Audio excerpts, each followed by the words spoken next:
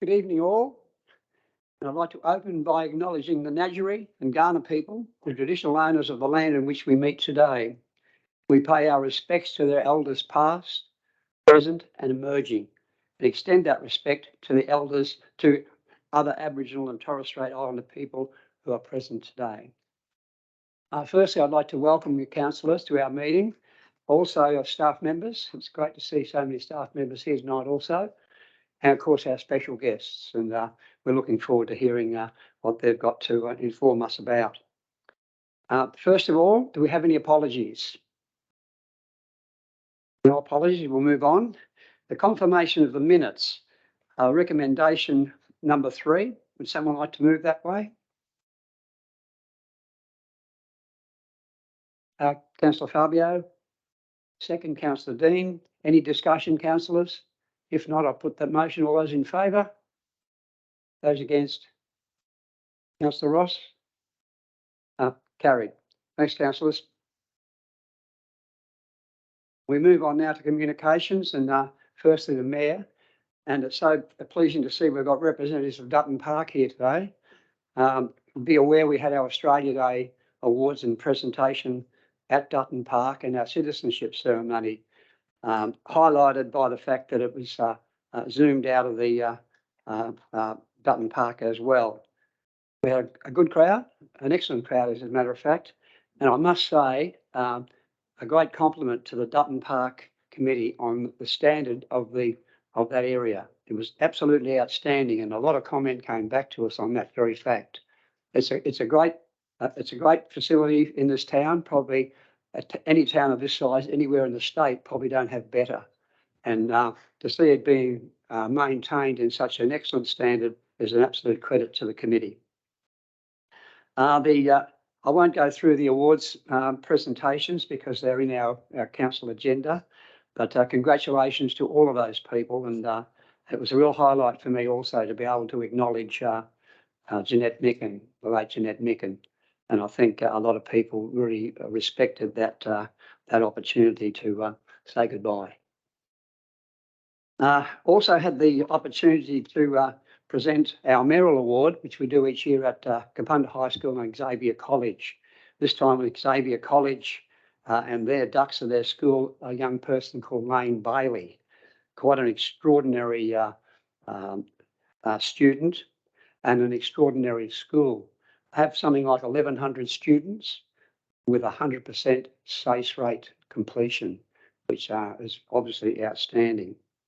Another great celebration during the month, of course, was our favourite Kapundarite, Mr. Ross Vote. He had his 100th birthday. He didn't get a letter from the King, but he got a letter from us, so that's nearly as good. But Ross has turned 100. He drove out to Pines, which is his second love on earth, in his big Batmobile, and it was great to see a 100-year-old driving on the road to the Pines and still in very good health. He's been a great ambassador to the Pines, a great ambassador to this town, and without people like Ross, the museum certainly wouldn't be there. Also, I spent 2 days in Adelaide at local government mandatory training for mayors. It's taken them 13 years to work out we need some training, but I must say I did need some training. I learned a lot, but it was really unusual and a funny feeling to be in a room where there's 52 mayors. Quite extraordinary, and some of the stories and the experiences that came out of that was well worth being there just for that fact alone. Now, ironically, I think most of the mayors now are women, so you can see why the state's going ahead the way it is. It's really quite interesting because probably less than 2 elections ago, there were 9 mayors. Now I think there's probably 40. So something's happened. There's been a sea change, and we've certainly seen it down there. Had a great opportunity to talk to Jane Lomax Smith, the Lord Mayor of Adelaide, who's an outstanding woman. She's a mayor from a previous century, but she stands for no kid stakes, not like I do. She inherited a basket case for the Adelaide City Council, that was her words, meeting till 3 o'clock in the morning, arguing, doing all sorts of things that weren't for the best interests of the residents. She's got 7 new councillors. Their meeting's now finished before 10 o'clock when she's home in bed instead of 3 o'clock. She also, with questions without notice, it would be nothing to have 40 questions without notice on the agenda. Last meeting they had 1. So she's made some different various changes to their meeting procedures, and obviously that has worked pretty well for them. But it's nice to have that relationship which we've always had with Adelaide City Council, with Martin Hazy when he was mayor, and it's a good thing that we can have that relationship with our capital city. Last Sunday I was invited once again, have for many years, to the declaration of the vintage by the Barons of the Barossa. The Barons of the Barossa are a group of senior wine people, not only wine people, but senior Barossa people, I suppose, mainly in the wine industry. It was put together in 1975 by Colin Grant, the late Colin Grant. And they still there with their robes and all of that. And they have their presentation, they have a parade, they do all the things in a very traditional manner. And it's an absolute credit to them. And it's nice to see that these traditions are still being maintained. They bless the grapes in the church, and they have the presentation in the rotunda in the main street with winemaker of the year, viticulturist of the year. And I forget what the other one was, but it's important. But that was followed by a dinner at the, or luncheon at their Barossa Cellars. And if you haven't been to the Barossa Cellars, do yourself a favour. It is unbelievable. A centre that was built by Stephen Arns, and it's absolutely incredible. The wine shelf in there contains every 100-year-old Seppeltsfield port, amongst other things, every year from 1878 right through. So it's an amazing place. Anyway, probably enough from me. Are there any other comments or reports from any council members? Councillor Lynn? I did the farm meeting at Freeling, and we were given Bill Gravy gave us a report on where we were standing with that, and our finances. It's working well, and we're hoping that they're going to have a disco. If they're going to put on a disco, they've got 360 something people that have said they want to attend. They want 500, but they're working hard to keep their finances up. Okay.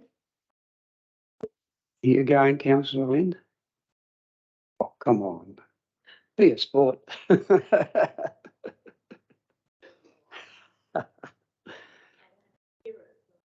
Yeah. Any further reports? Councillor Simon? I do want to declare a perceived conflict of interest for item 11.3. Thank you. Further? Councillor Allison? Yes, through the chair, just went to Villawood after they invited councillors for the Muddler Weir Award. So I spent about 40 minutes with the 2 gentlemen and had a bit of a look around, and yeah, it was quite interesting. Thanks, Councillor Allison. Anything further, councillors? Mr. Mayor? Councillor. Yeah, just a report on the councillors may remember I've mentioned sometimes with the sale of the Gawler River churches being up for going, and despite the community attempts to try and maintain control of the cemetery, which is part of the church property, the church was sold last week into private hands. So we are unsure as to the future of the cemetery and the people interred and the people who've got reserved plots in the future. So we will see what happens. It's a lot of community disappointment with the whole event. Is there anything at all that council can do to help? Not now. There was, but it's gone now, Bill. Yeah. Missed the boat, did we? Thanks, Councillor Bill. Anything further, councillors? If not, we'll move on. There are no requested documents or correspondence to be tabled. We have no petitions, but we do have some deputations and presentations tonight. And the first one is, and it gives me great pleasure to introduce Simon Milcock, who's the CEO of the Legatus Group, and my dear friend Mayor Rodney Reid, Mayor of the Wakefield Regional Council, who is the chair of the Legatus Group, for a 10-minute presentation. Thank you, Rodney, and thank you, Simon. Thank you for the opportunity to come and present to your council this evening. As Mayor O'Brien has said, I'm Rodney Reid, I'm Mayor of Wakefield Regional Council, but more importantly tonight, I'm here in the role of the chairperson of Legatus, which I was appointed to in November for a 2-year term. Simon Millcock is the CEO of Legatus, and we're here to present tonight. Just briefly for the benefit, especially for new councillors, Legatus is a regional organisation of councils.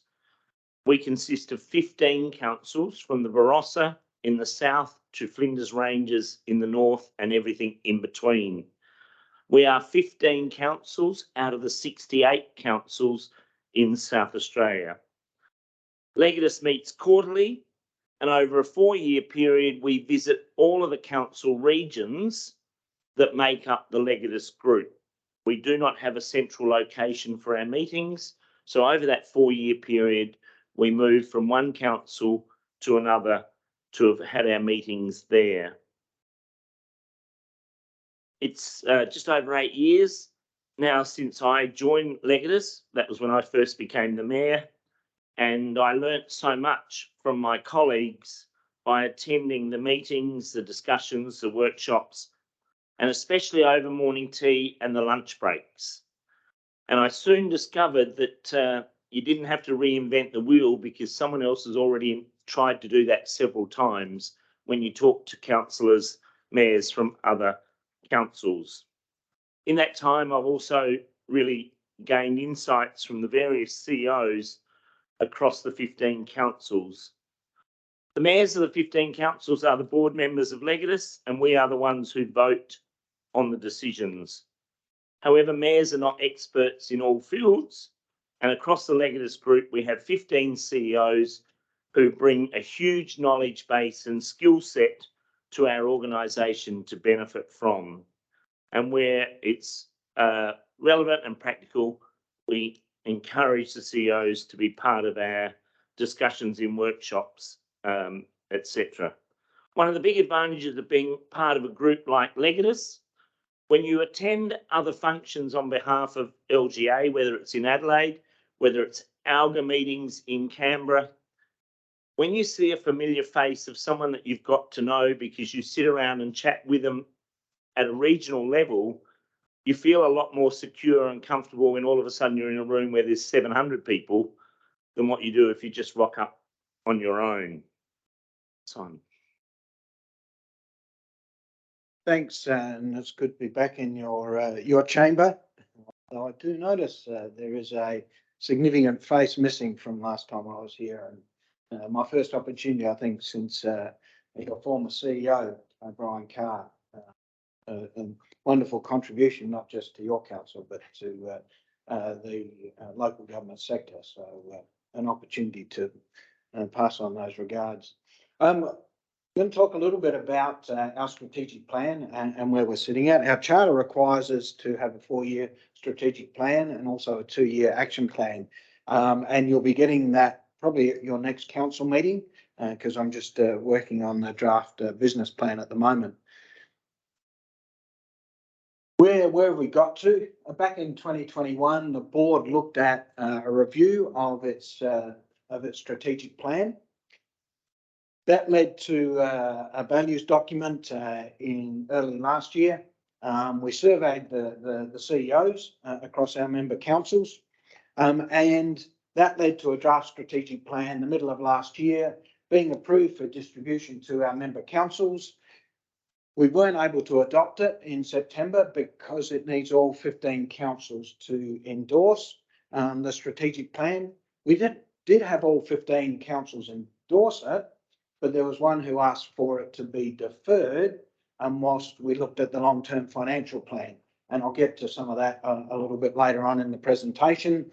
The charter, our constitution, was updated in September. We have a new board in place. The new board received that updated strategic plan at our meeting in February and have now endorsed that to be released to the member councils. So you will be getting that shortly. We have currently a number of strategic documents. Legatus, we have a regional plan. Legatus is part of an alliance which meets quarterly with representatives of 2 RDAs, as well as the Landscape Board SA. And we also have a representative from PIRSA, who is a non-voting member of that alliance, but always attends and brings information through PIRSA to the table. We also have our climate change sector agreement, our Legatus Group Regional Transport Plan, the Legatus Group Waste Resource and Recovery Strategy, as well as the Northern and York Drought Resilience Plans. I'm not going to go through this list, but all of those are reports that have been prepared at different times for Legatus, and all of the information contained in those feeds back through into our strategic plan. The vision for Legatus is that the Legatus Group is recognised, respected and supported as a strong region. This slide highlights 3 key areas that will assist us to reach our vision: board operation and governance, local government leadership and sustainability, regional and community sustainability. 3 key things that we are working on to make sure that truly the Legatus Group is recognised, not only within, but from other sectors of LGA in South Australia, and to be respected and supported as a strong and successful region. One of the things that we looked at back in 2021 was the board was thinking maybe we were doing too much. So let's see where we can draw back to the key responsibilities. And so the review came up with the 6 topics. On the left-hand side, the survey of our CEOs came up with the ones on the right-hand side.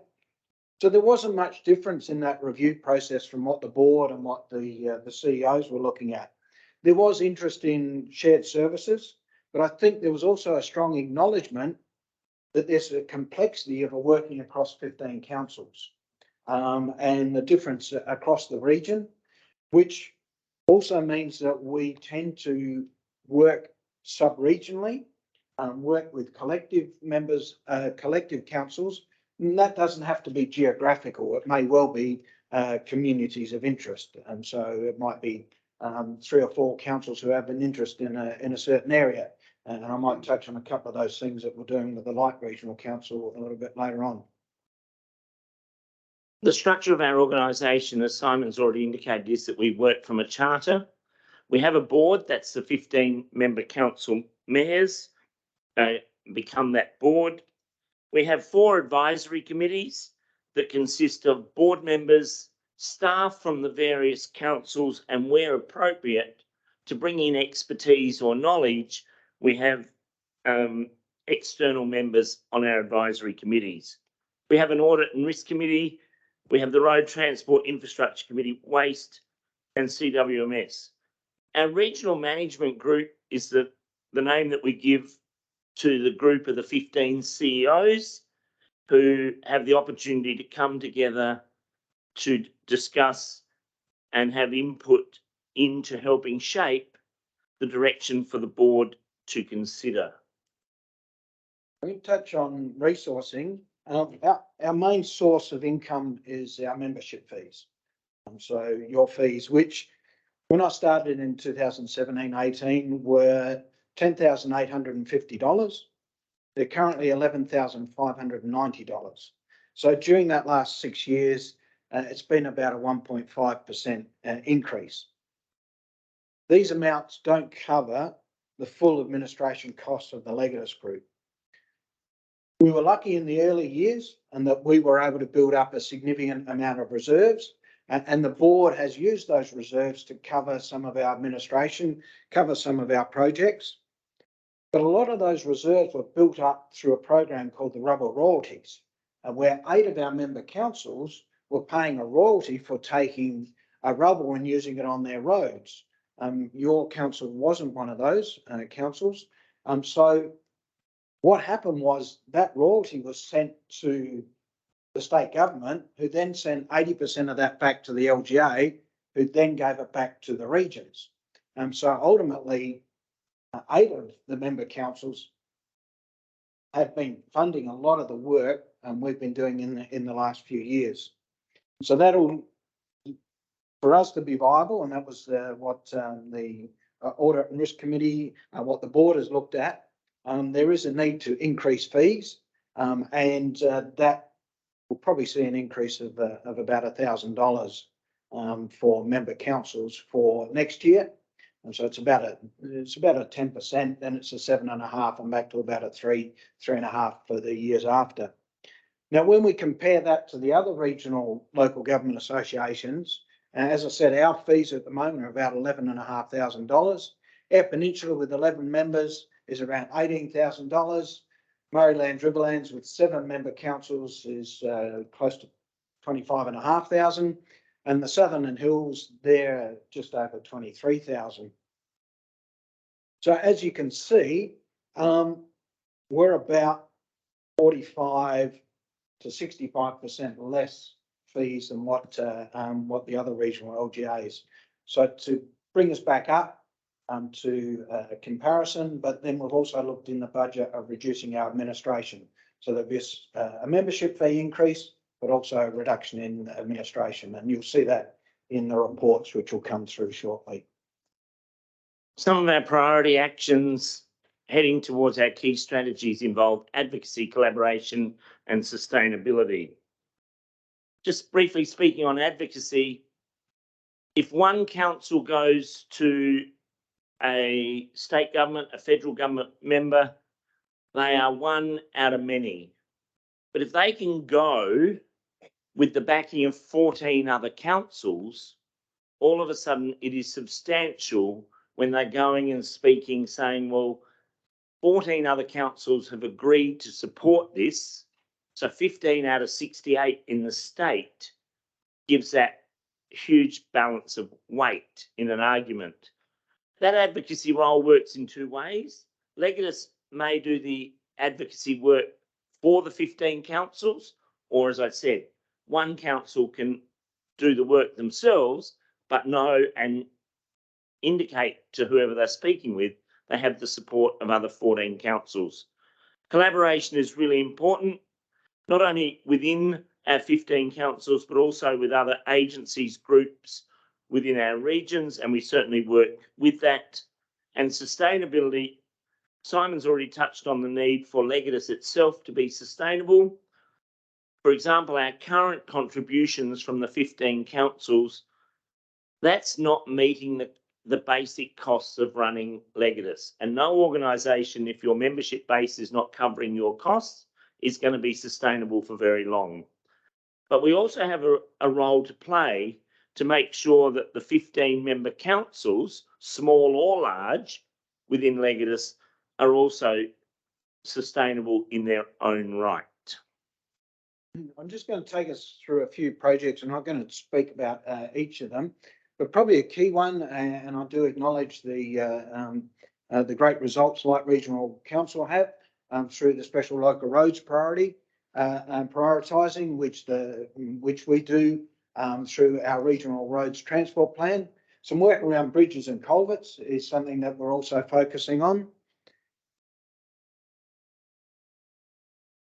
The one at the moment, which is the Northern New York Regional Resilience Project, that's one which we've just started in the last week, and that's looking at how we can support councils and support our communities to deal with disasters, but prepare themselves to be dealing with the disaster. So not necessarily once it happens, but to understand what are the things we should be putting in place. And I certainly, I know Mayor Bill, who sits on the Aboriginal Engagement Committee, I do recognise the support Light Regional Council have made around reconciliation in the last few years off the back of one of our reports we did. Our climate change sector agreement, there's one in there which is around carbon offsetting, and we are partnering with several metropolitan councils and with Light Regional Council and it's out for consultancy at the moment. We see a number of metropolitan councils funding carbon offsetting projects around the world. So we approached and said, why can't you help regional South Australia green itself? Why can't you be investing as metropolitan councils in projects, you know, in our regional, whether it's road reserves, whether it's old rail reserves, whether it's our public spaces. So that's a project that Light Regional Council have joined with Legatus and those 7 other councils, metropolitan councils. So I'm really interested in where that will go. Regional matters, I'll put a plug out for this Friday. We have our annual roads forum, and that's over in Maitland this year. So we rotate that around. I think we've got 45 across 14 of our member councils coming along to the regional roads forum. 31st of March, we're holding the Northern and York annual regional forum, and for the first time, because we've got RDA Barossa, like Gawler, Adelaide Plains involved, and we'll be holding it in the southern part of our region. And that's going to have a focus on land use, which may be of interest to quite a few in this chamber. But that will be a really great opportunity. We've got some other forums coming up, and we're going to partner with Light Regional Council about an urban sustainability forum in May. But the ones coming up on this Friday and also the 31st of March do encourage elected members and operational staff to come to. I might just finish my little bit on saying that you will get, and probably for your next council meeting, the new strategic plan, the long-term financial plan, the business plan, and the budget for your consideration. We have to have it, I think, finalised by June. And just in conclusion, like a lot of organisations, it would be remiss of me to stand here and say that it's always been plain sailing at Legatus.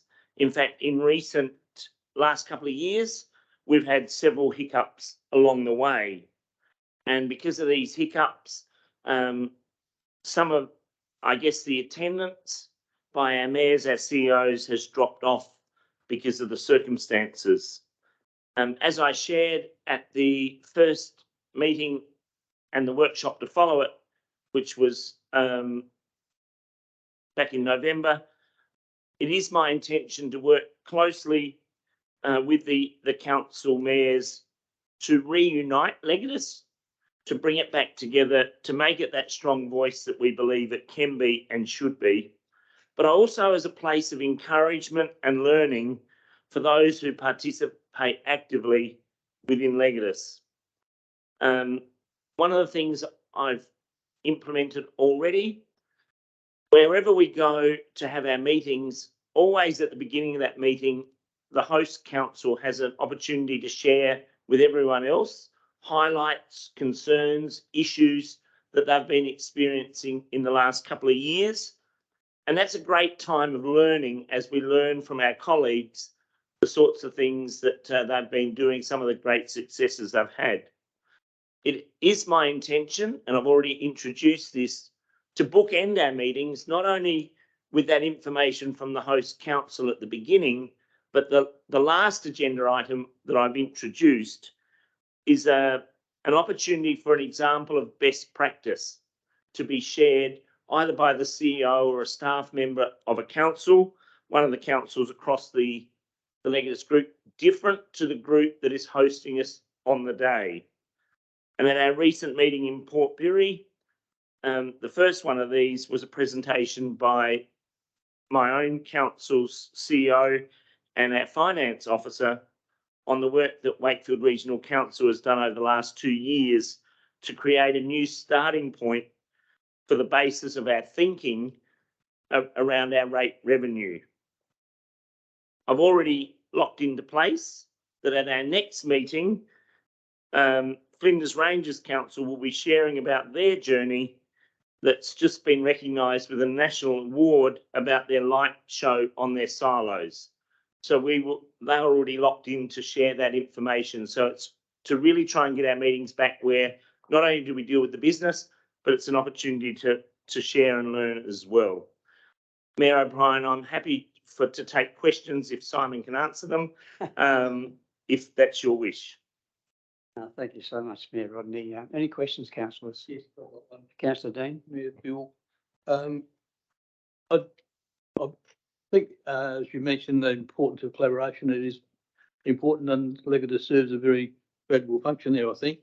I did notice in the email that we received, you had a copy of the letter you sent to the LGA executive, that you were a bit critical of Light Regional Council in it, in the special local road program, it operated in a different way to what it has in the past. And we've just got some figures here for the percentage of the total special load program, special road program that's been received over the last 5 years. And for 3 of those 5 years, it was around about 15 to 17.8%. It was last year, the one in which Light Regional Council applied separately, the total for our region was 25%. And just wonder why you think that's bad. The question is not about it being bad. The question, and it's not just from the Legatus group, it's all of the regional LGAs. So develop regional transport plans. We had a process in place, which the LGA then changed the process last year around how applications are submitted. And the opportunity wasn't made available for our Road Transport Advisory Committee to help in the prioritising of one of the roads that the Light Regional Council submitted. So it wasn't saying that the road wasn't worthy, but there was a process which had been in place. We're in discussions at the moment with the LGA, and we anticipate getting a response from them. I was hoping it would be today. Lee Bacon said he should have it to us by tomorrow, and he'll be presenting on Friday at our regional forum to talk about the process. Just to see if I understand this correctly, the process was changed by the LGA in this last year, and our council complied with the new regulations or new guidelines. Is that correct? But Yeah, different to the old ones. So there's no. What you're saying is that you would like, and you applied to the LGA to go back to the old type arrangement where they all came through the various regional groups. Is that what you're saying? So all of the regional LGAs. Okay, so yeah, in that's effect, what correct. you're saying is Light Regional Council abided by the rules as they currently were. Yep. Thanks. Yep. Thanks, Councillor Dean. Any further questions, Councillor Mark?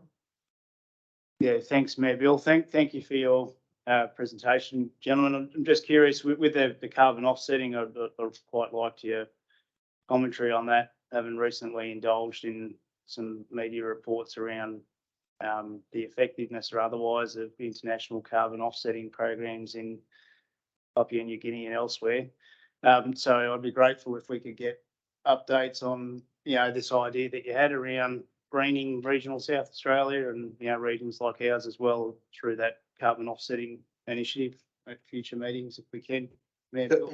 Yeah, and so it's just gone out for consultancy. We were going to run the project with the City of Adelaide, who have a few more resources than the Legatus group, have taken that. Also, they're the major contributor. But there will be a process where reports will come back directly to our member councils. I think if we can make it work, it's a really exciting one for metropolitan councils to help contribute and bring that partnership between metropolitan Adelaide and regional South Australia. Yeah.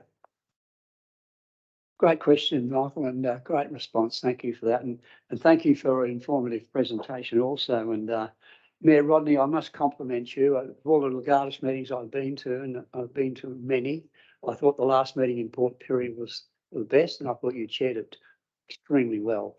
And I think since you have taken the chair's role, the group has turned around, and we are getting people coming to our meetings again now. The meeting before last was held at Dutton Park, actually, in our bowling club, and always pretty proud to boast about the 85,000 hours of voluntary labour. So take that with you tonight, won't you? And but thanks so much for coming, and I know you've got a very busy schedule, so thanks for your presentation. Thank you for the opportunity. Cheers. Well, councillors, we can move on to our next item now, which is the presentation from our very dear friend, Bridget Kimber.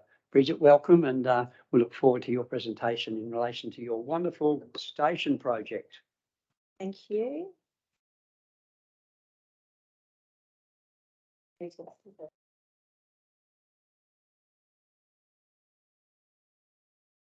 While that's happening, maybe just a quick introduction. Thank you, Mayor Bill, Richard and councillors. Those who don't know me, my name is Bridget. I've got a bit of a checkered background, predominantly in strategic marketing, so working on businesses on strategic growth projects. I turned a hard left and went and worked at the Commonwealth Games on the Gold Coast for a few years, lived on a boat for a few years. I hate boats, I can tell you that now. Only spent the first 6 months being seasick, but apart from that, I was okay. And now I find myself owning a railway station. So a little bit of a checkered past. So this presentation is not so much about the station, although I'm using the station as a case study. It really is, what are the opportunities within Light Regional Council to drive improved growth? So visitation and spend, particularly in my area of tourism, but they certainly would apply to other areas as well. So the Light Regional Council vision, as stated on the website, respecting the past, partnering with our community and sustainably creating our future, where sustainably, I'm sure, means not just environmentally, but also people and product and profits as well. Goals: population, employment, physical infrastructure, social infrastructure, financial capital, environmental sustainability. And I don't think you'll find another business person around here who doesn't share a similar goal for growth. Looking at the tourism plan specifically, Light Council has got a bit of a catch-up job to do. So the average spend per region, this is from 2016 to 2019. The new numbers will be out, or might even be out, but very soon. On the far right-hand side, the average spend per visitor night in South Australia is $155, $213 in the Barossa, which is just next door, and $109 here. So we've got a bit of catching up to do in terms of the number of visitors, but also the spend when they're in the region. Certainly the tourism plan drives that. So driving demand, working better together, supporting what we have, increasing recognition of the value of tourism and activating an effective and sustainable visitor servicing model. And I think that's exactly sort of as it still stands at the moment. So the question that I have for you today is, how can the Light Regional Council partner effectively with property owners, business owners and or private investors, and sometimes with all three hats at once, to optimise the outcomes for the region and to drive growth aligned to your goals, as in their goals. So I'm doing a case study on the station, and that's just one single tourism operation in Kapunda. There are several others, but the same opportunities probably exist in other regions, in other towns, in other categories and with other properties. So I think it's just worth walking through this as a case study. So if you haven't been past the station, it's looking pretty resplendent now, painted white. We've got a beautiful sculpture by an international artist, Clayton Blake, in the forecourt. The swimming pool is in and being used very well, and it's become a really great place for people to come and enjoy. November 2020, I moved in. We spent 6 months painting the inside, the outside, getting the decorating up. We did a soft launch about 6 months later, open for bookings.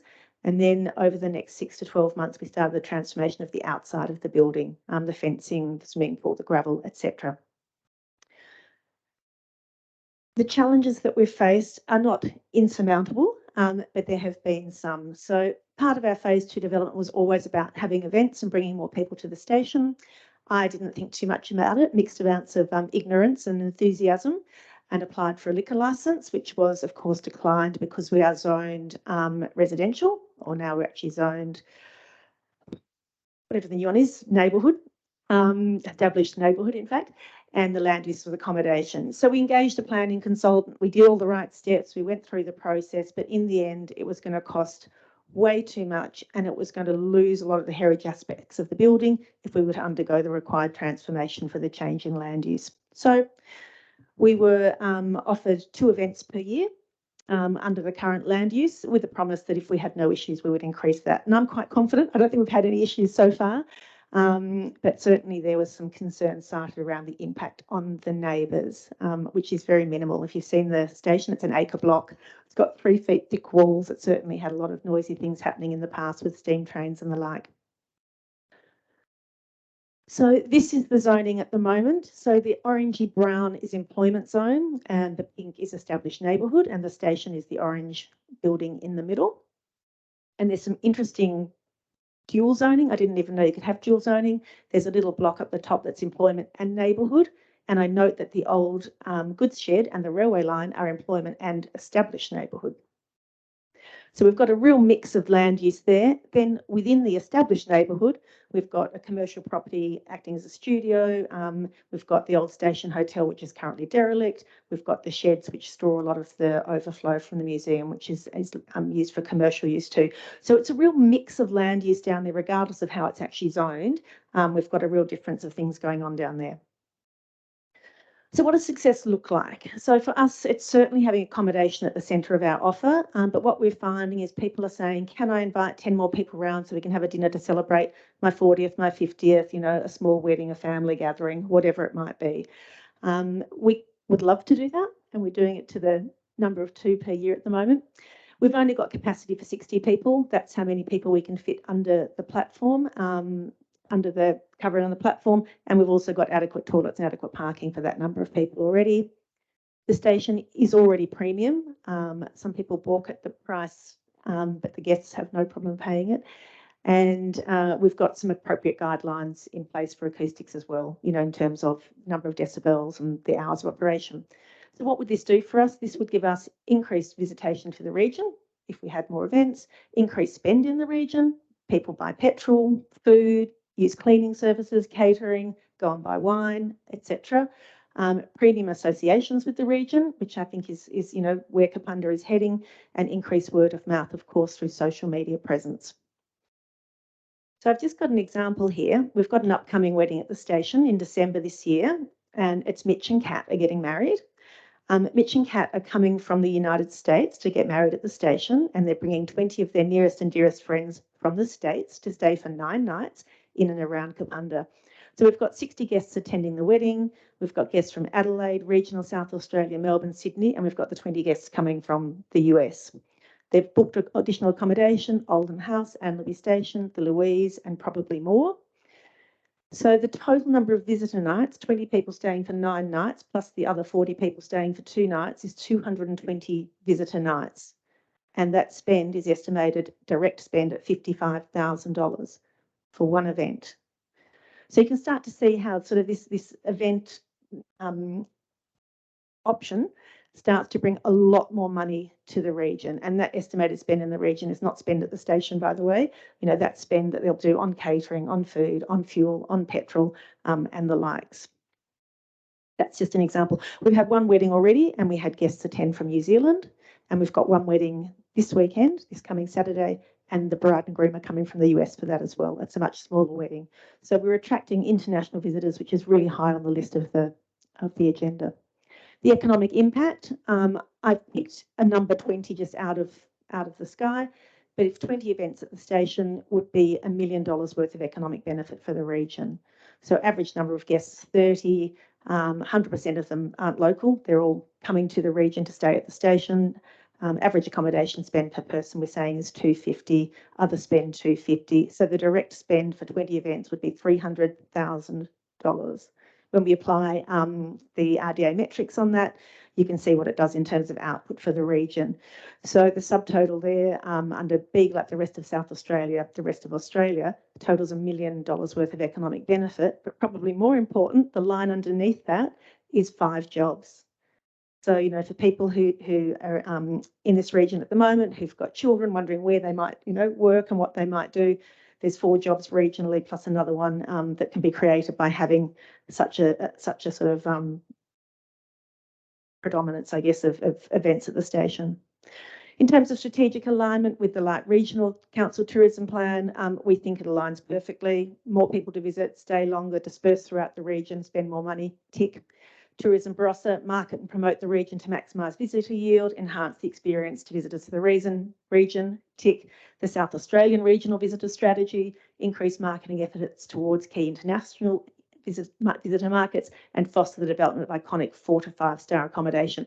So I think, you know, we're ticking a lot of boxes and doing a lot of positive things towards building the visitor economy in the region. So that's the station. That's one building in one precinct that can deliver $1 million economic value. Then this is my neighbours at the station. So top left is the old hotel, the derelict station hotel, still waiting to go on the market. The silos you know about, and thank you for the, oh, they've left the segue for the silo art. The goods shed, bottom left, which is, I fear, coming beyond repair. And there's a bunch of other railway siding buildings on the other side of the railway line that could all be activated to bring benefit to the region. And that's just the railway precinct. You know, you look at all the other precincts we've got and the amazing buildings that we've got, and you can see that if we can work together with private investment and the council, you can see how we can start to really bring some of these things to life and drive economic growth. I think my next slide is not going to work, potentially. We had our own silo art on here, which would have been a great segue with Sound of Music, but it's not going to come up. So perhaps we can, you know, I can email that one out later on.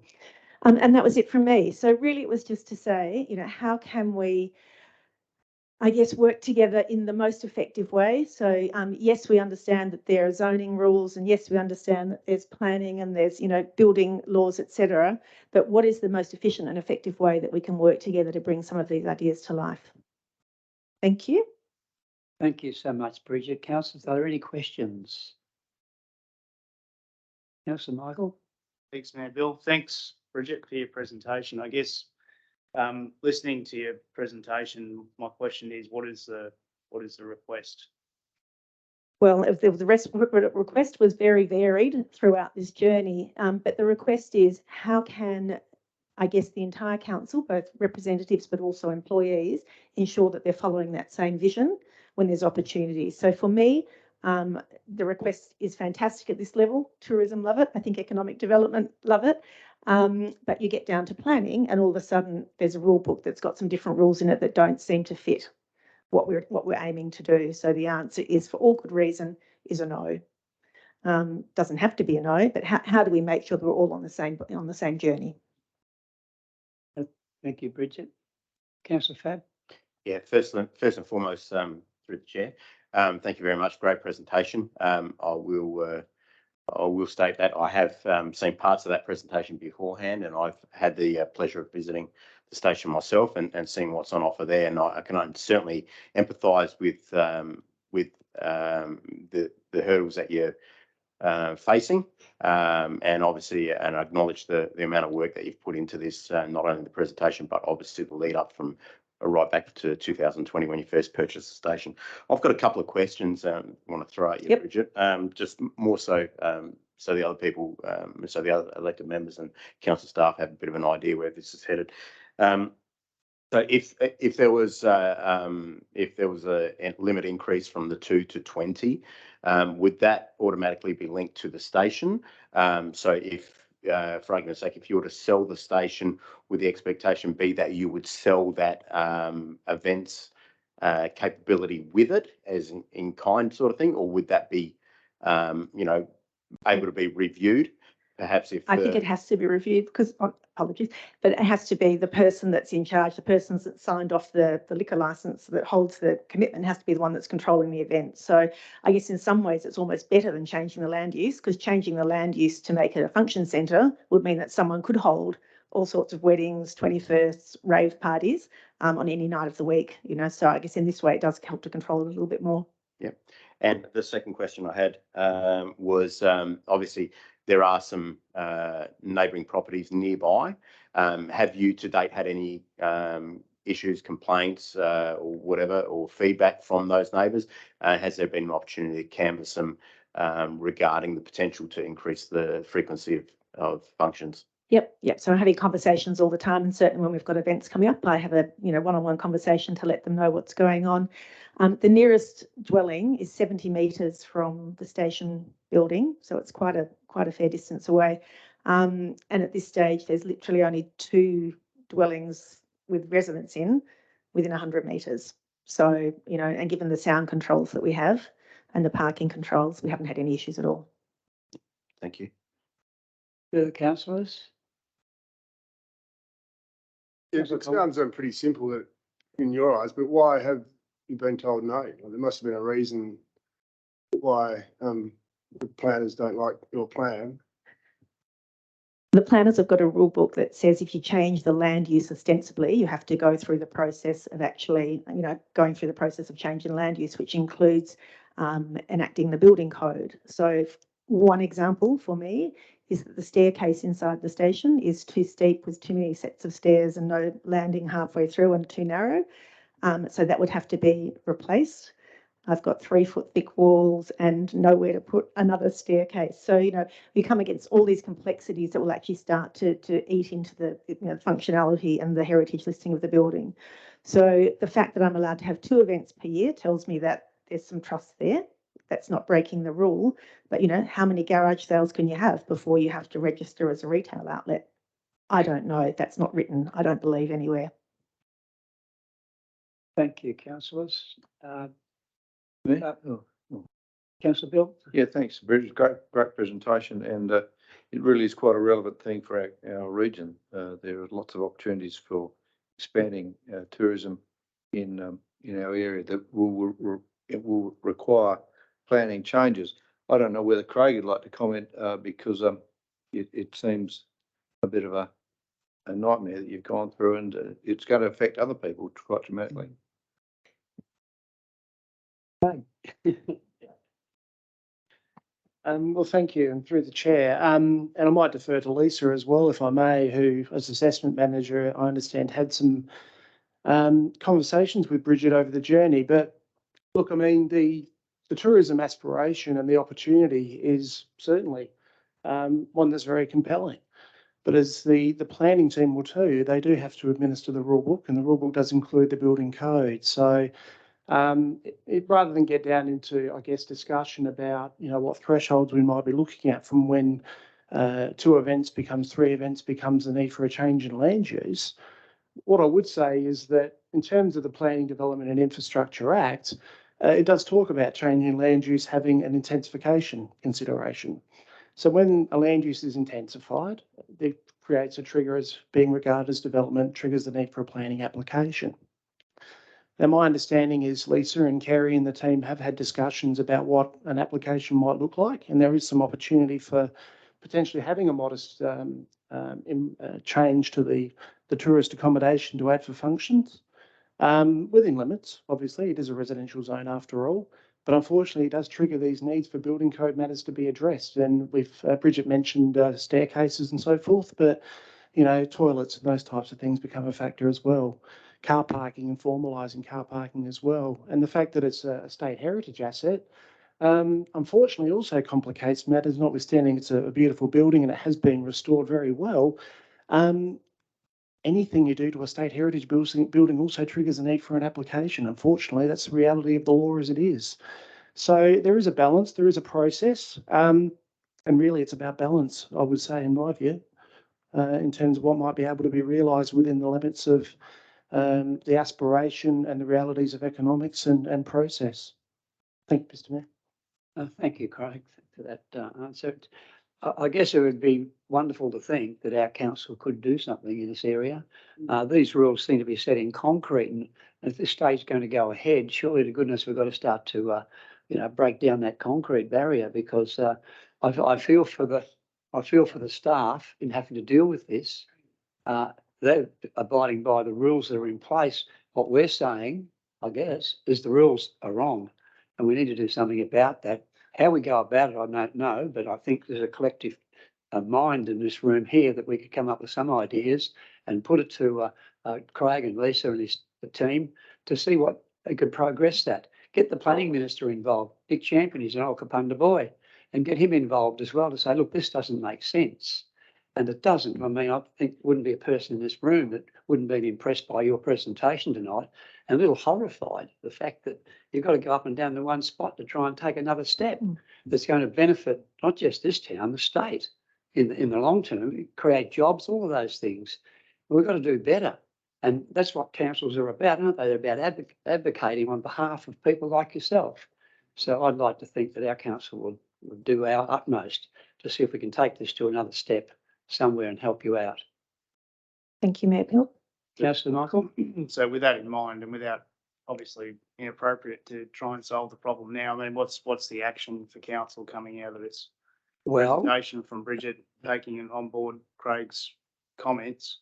well, I'd The like request is, to, how can we work with, people like Bridget, yep. and as elected members, work with, people within the council apparatus to support her. What's the action that's going to come out of this presentation? Well, there's a motion without notice up, and I'd like leave of the meeting to be able to present that, if I may. Do I have leave of the meeting to present the motion? Okay. Councillor Faber, all those in favour? We'll bring the matter forward with 6.2 forward. I just wondered if I can make my comments first, because that might have some input. So I totally appreciate your presentation. It's awesome. I commend you for what you're doing with your building, and then you probably couldn't find anybody that's more committed to restoring old buildings than me, because I've done it many times. So I know what you're doing. However, we as council, we have to think about all members of the community, like, and not just one section. So the tourism is actually only by about 3 to 5% of the gross regional product. So I'm just wondering how, it's just a different perspective. Right? So we got all these other things. We got farmers, we got grape growers, we got winemakers, we got all these other people that are screaming for help, and then roads and all this other stuff. So I'm just want to put a different perspective and saying we're probably trying what we can, but the money is probably spread a bit thin. So that's the only thing I wanted to say. But I totally love what you do, and I think it's a great thing. Not asking for money.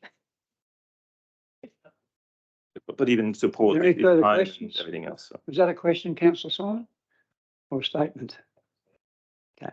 Further questions, Councillor? Could I pass comment on that? I think from the presentation that Bridget gave myself personally, and also from the presentation today, I think it's quite clear that substantial investment has already been made into this facility. It's basically ready to go. Essentially, it just needs the green light to basically make it happen. So a lot of it is administrative support that she's seeking, I guess, as opposed to financial support. I guess it's a strong vision of hers, and like every visionary, they will start with a grand plan, and then hurdles are met along the way.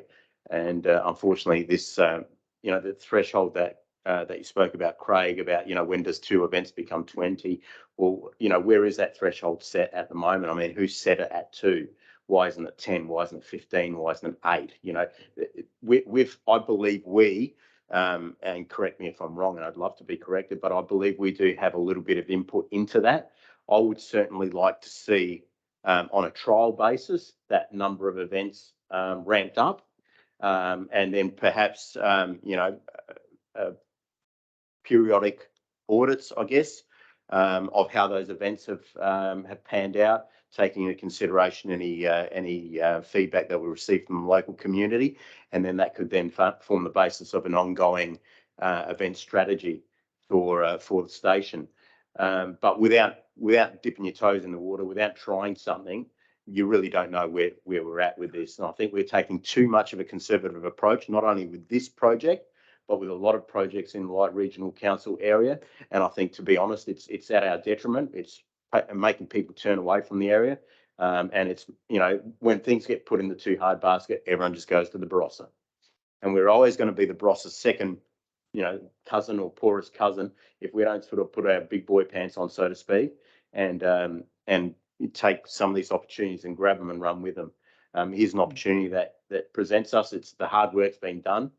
It's put on the table, and I think it would be pretty remiss of us to just walk away from this one, because I don't think we're going to see an opportunity like this again.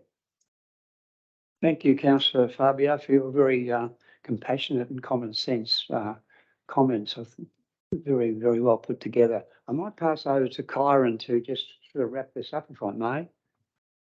Thanks, Mayor Bill, through the chair. I guess the draft motion that's on the paper on your table in front of you has been put forward to primarily respond to Bridget's slide around the zoning that exists in that railway precinct. It's quite a mixed bag in there. So it really looks at what the zoning allows, what it doesn't allow, how that aligns with the council's tourism plan and precincts policies, these sorts of policy settings.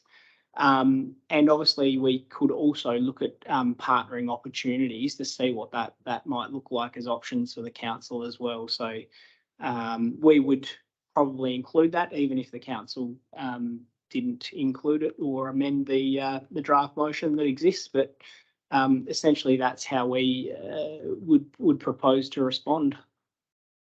Thank you, Kyron. Councillor Michael.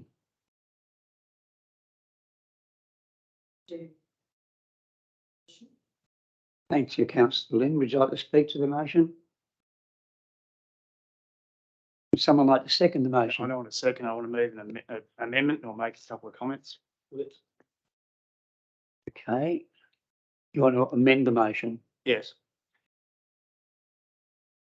It needs to be seconded before we can amend the motion. Do I need to explain what the amendment is first? You'll second the motion. The motion's been seconded, so you've got the floor. Yeah, thanks, Mayor Bill. So it's a pretty simple amendment. What I'd like to see is rather than a vagary around a future meeting, can we put a time frame, please, on the report being provided? And I guess the second element of the request was, noting Craig's comments around the complexities of the PDI Act. There was a request around the number of events.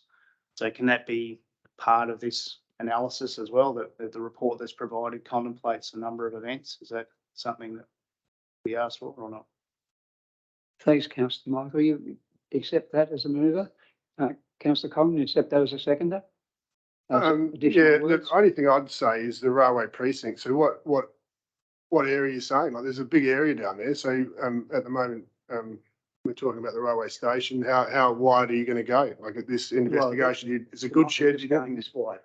This is what we're here to deal with tonight. This is the presentation. Well, that's not what this says. This says a railway precinct. That's where what area are you talking about? If this particular motion is carried, that's what will form part of the report that will come back to this chamber.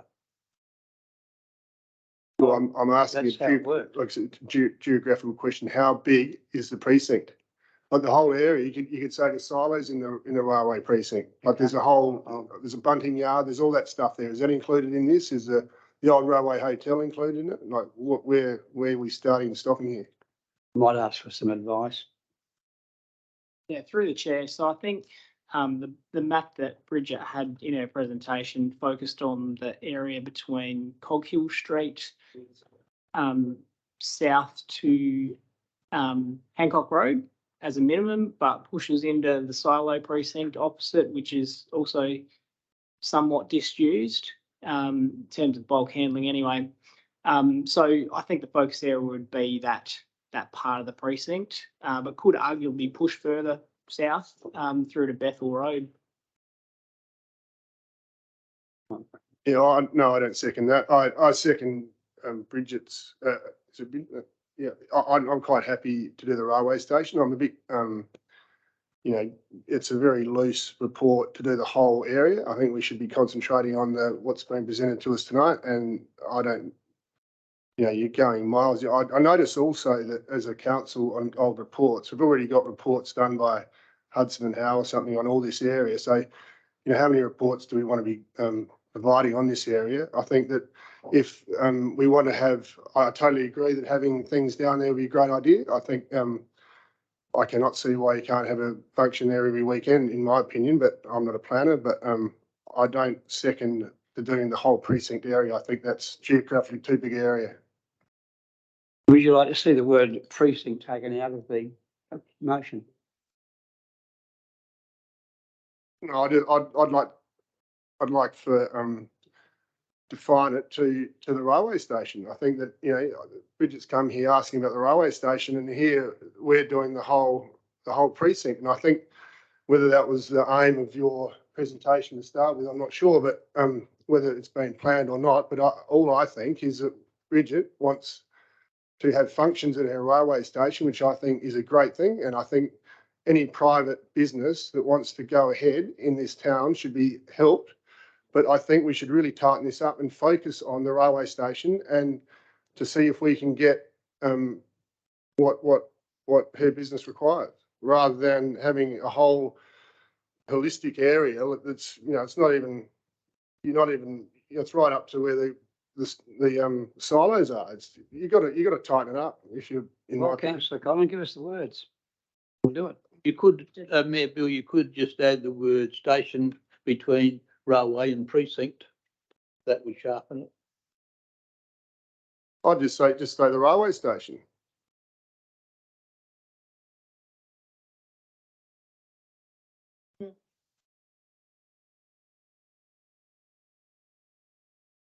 Might ask Craig if he could help us out with this. Yeah, thank you, Mr. Mayor. I understand the intent of the direction for what Councillor Ross is looking at. However, I would caution that narrowing it to a specific site, I'm just concerned about the fact that applications are based on a site basis.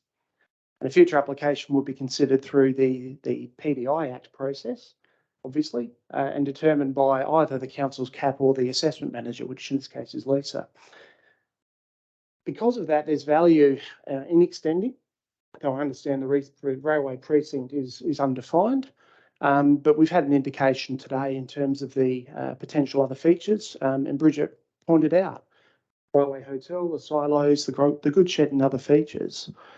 I think that in a report sense, we could add words in there that the railway precinct be defined, Mr. Mayor, and the commentary around planning, zoning, and other considerations touching on tourism, other key strategic initiatives, and those sort of aspects we brought back to the council to give a more complete view. So I would counsel about keeping an area approach as opposed to narrowing.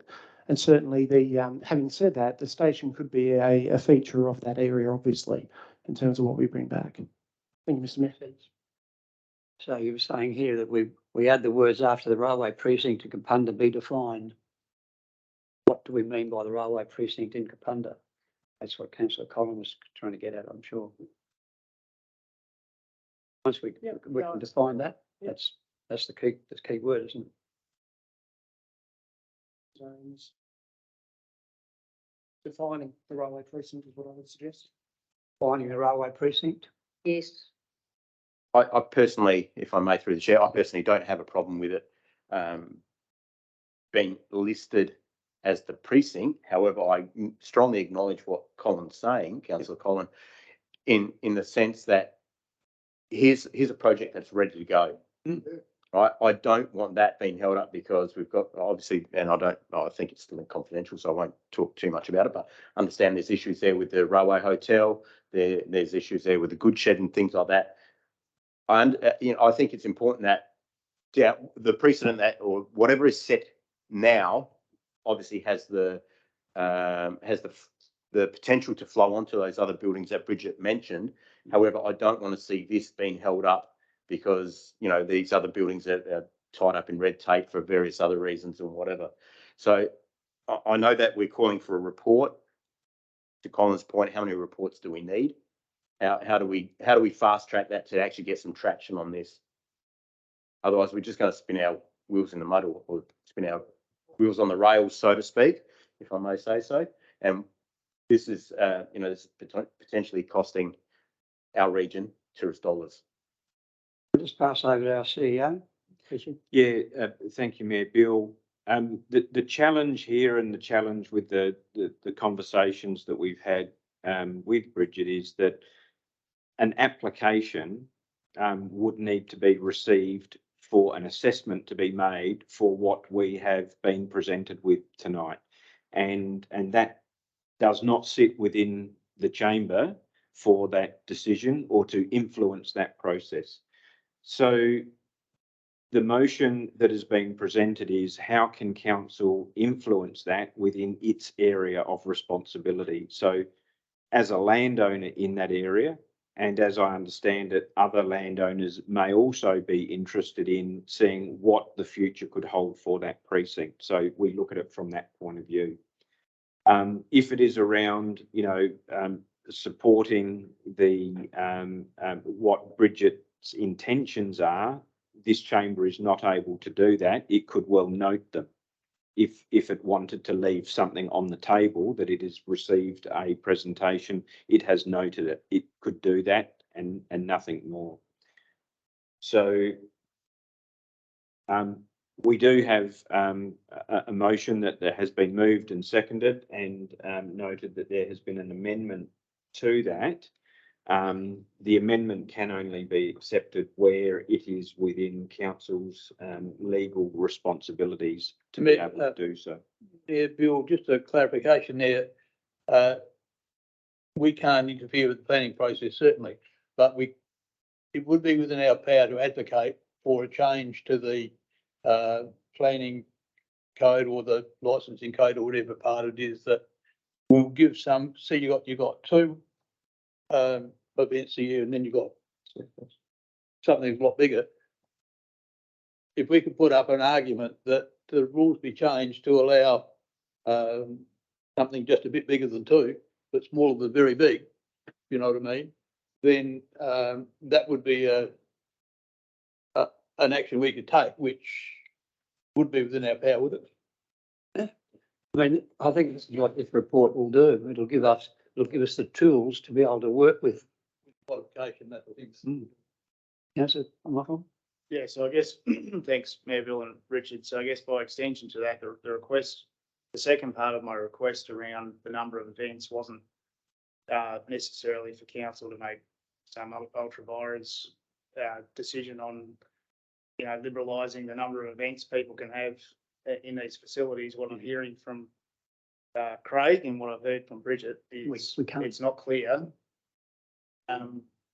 what number of events can be held. So the request in the report is, what is the threshold?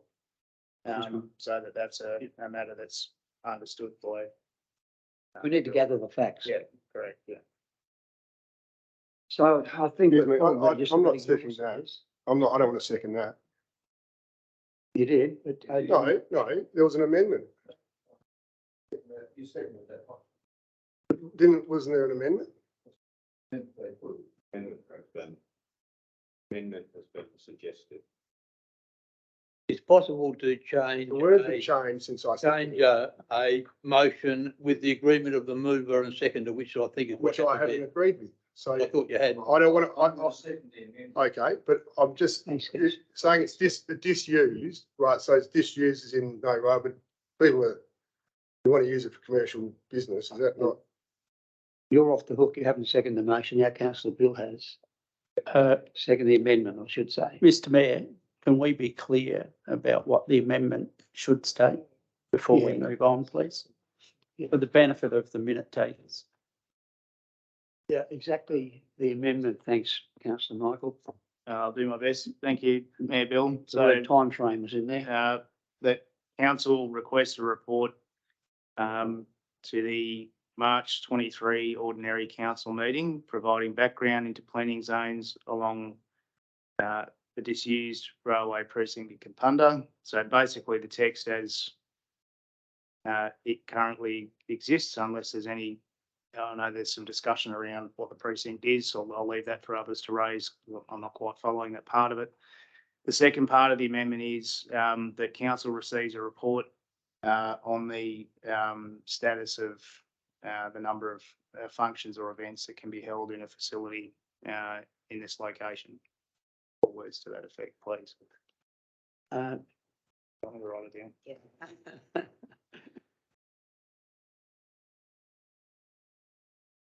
You okay with that, councillor Michael?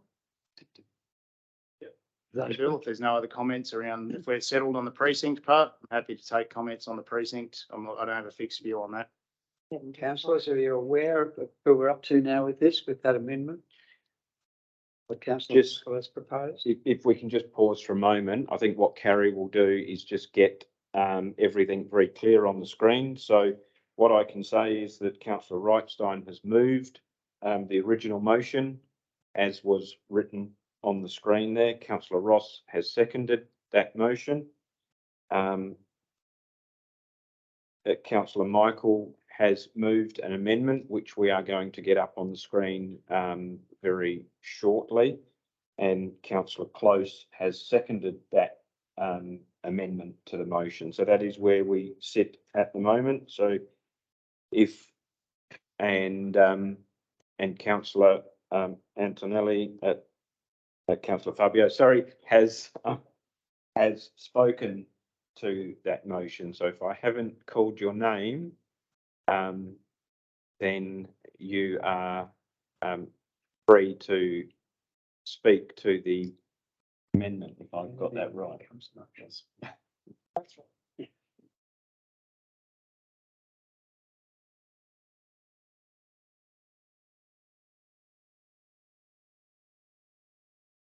I think everyone's got the right intent in all of this, but we're all trying to get the same outcome, just different words.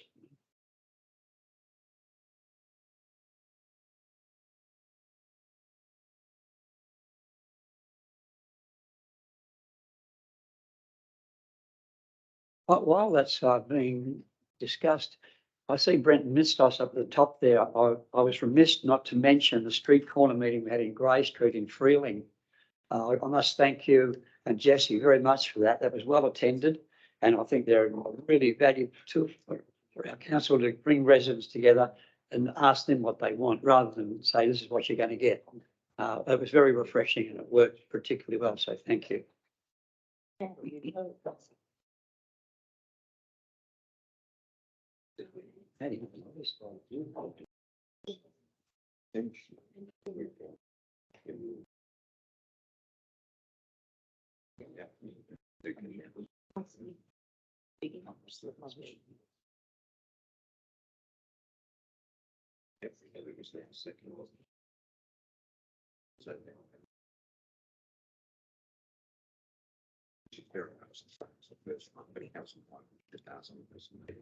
Extra wording.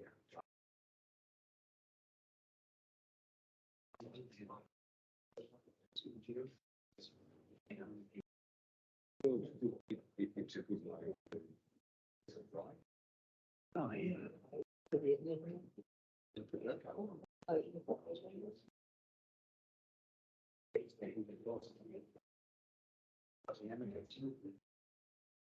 It'll be showing hands. You did sometimes. Yes.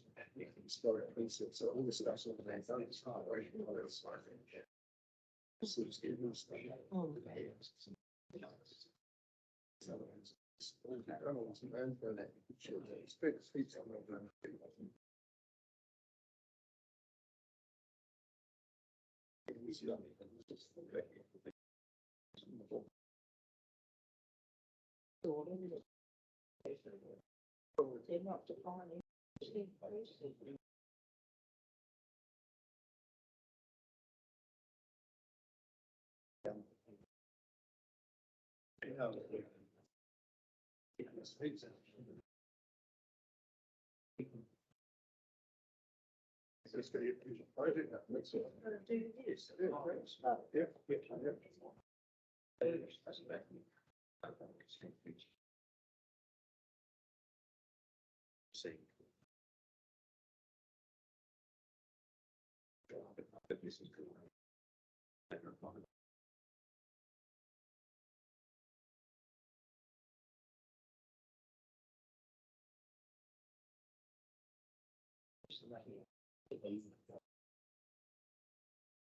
Just go on with that.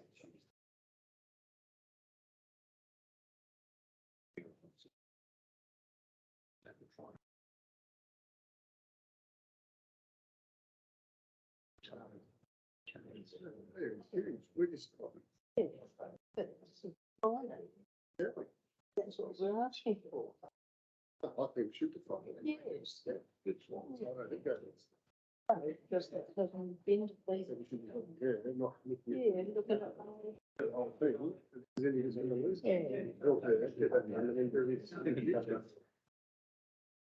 Can you speak to it again? You're not allowed to, are you?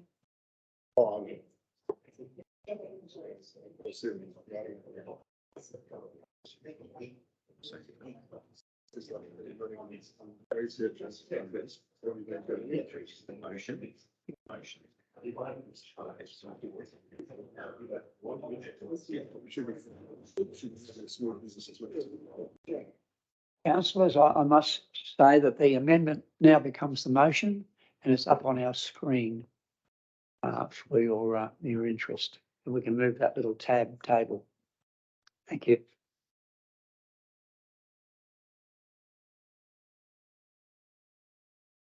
That's the amendment that we have now on the original motion, and we have a mover and a seconder for that. I might put the motion. All those in favour? Put the amendment. Amendment.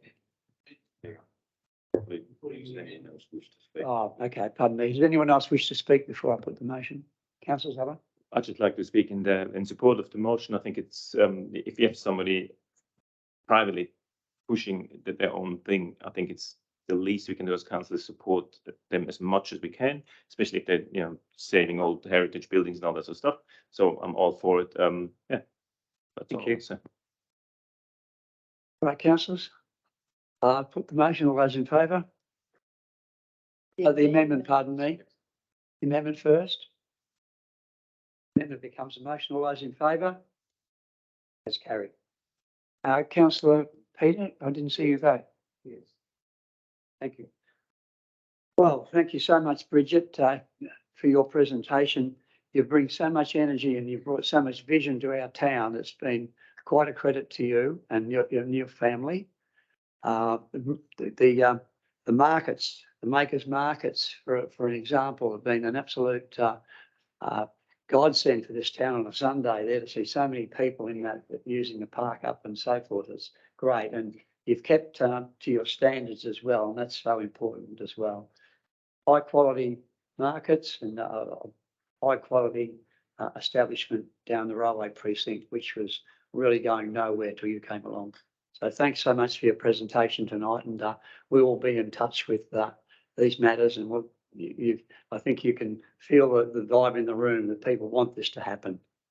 So we'll be doing our very best as an elected body. Our planners will do the very best they can, also within the restrictions they have. But as a council, we might be able to advocate further in a political sense. So we'll desperately do our side of it as well. So thank you so much. I think that's what we can do, isn't it? We'll move on now, councillors, and it's my great pleasure to introduce Matt Bishop and Andrew Haywood from Dutton Park to give us a presentation on their fabulous facilities down there, and something that our town's particularly proud of. Okay, thank you very much, Mr. Mayor, and thank you very much for everyone's time to hear us present on our current update and a request at the end just to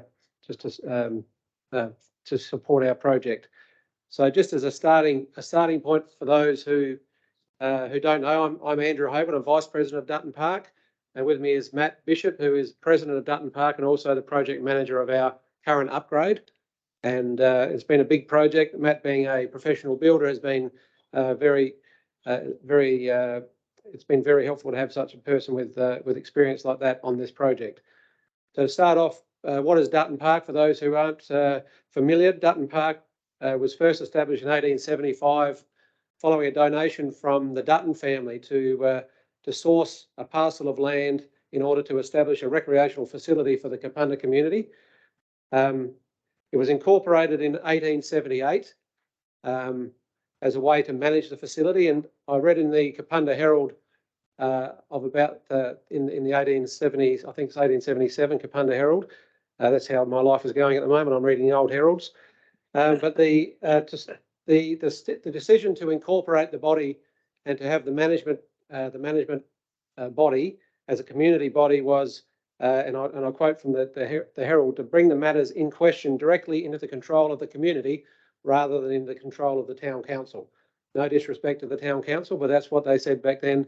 And to this day, we still have volunteer committee, management committee consisting of 4 executive members, general members, and members of the tenant bodies. So still under voluntary management today after all those years. So you can see by that map of Dutton Park today, and the yellow line highlights the area of management that we have the agreement with the Light Council to manage the facility. It's 6 hectares of land, as I said, and it's quite a large area of grassland, facilities, sporting facilities, and just general surrounds to maintain on a daily and a weekly basis. So it's a really big job for a group of volunteers. Of course, we have a lot of costs involved, and I'll go through that in a second. The member clubs or the tenants of Dutton Park, we have a number there you can see, and the members of those clubs total a bit over 500 members. So it's a great facility for a lot of people within the town.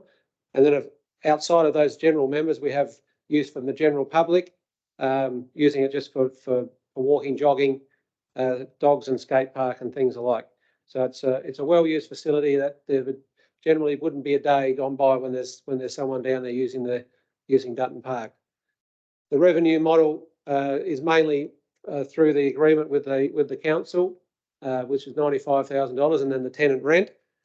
With our maintenance costs on an annual basis, it'll only leave us about $28,000 to $30,000 a year of surplus funds to put away for the major infrastructure upgrades that we have to save for.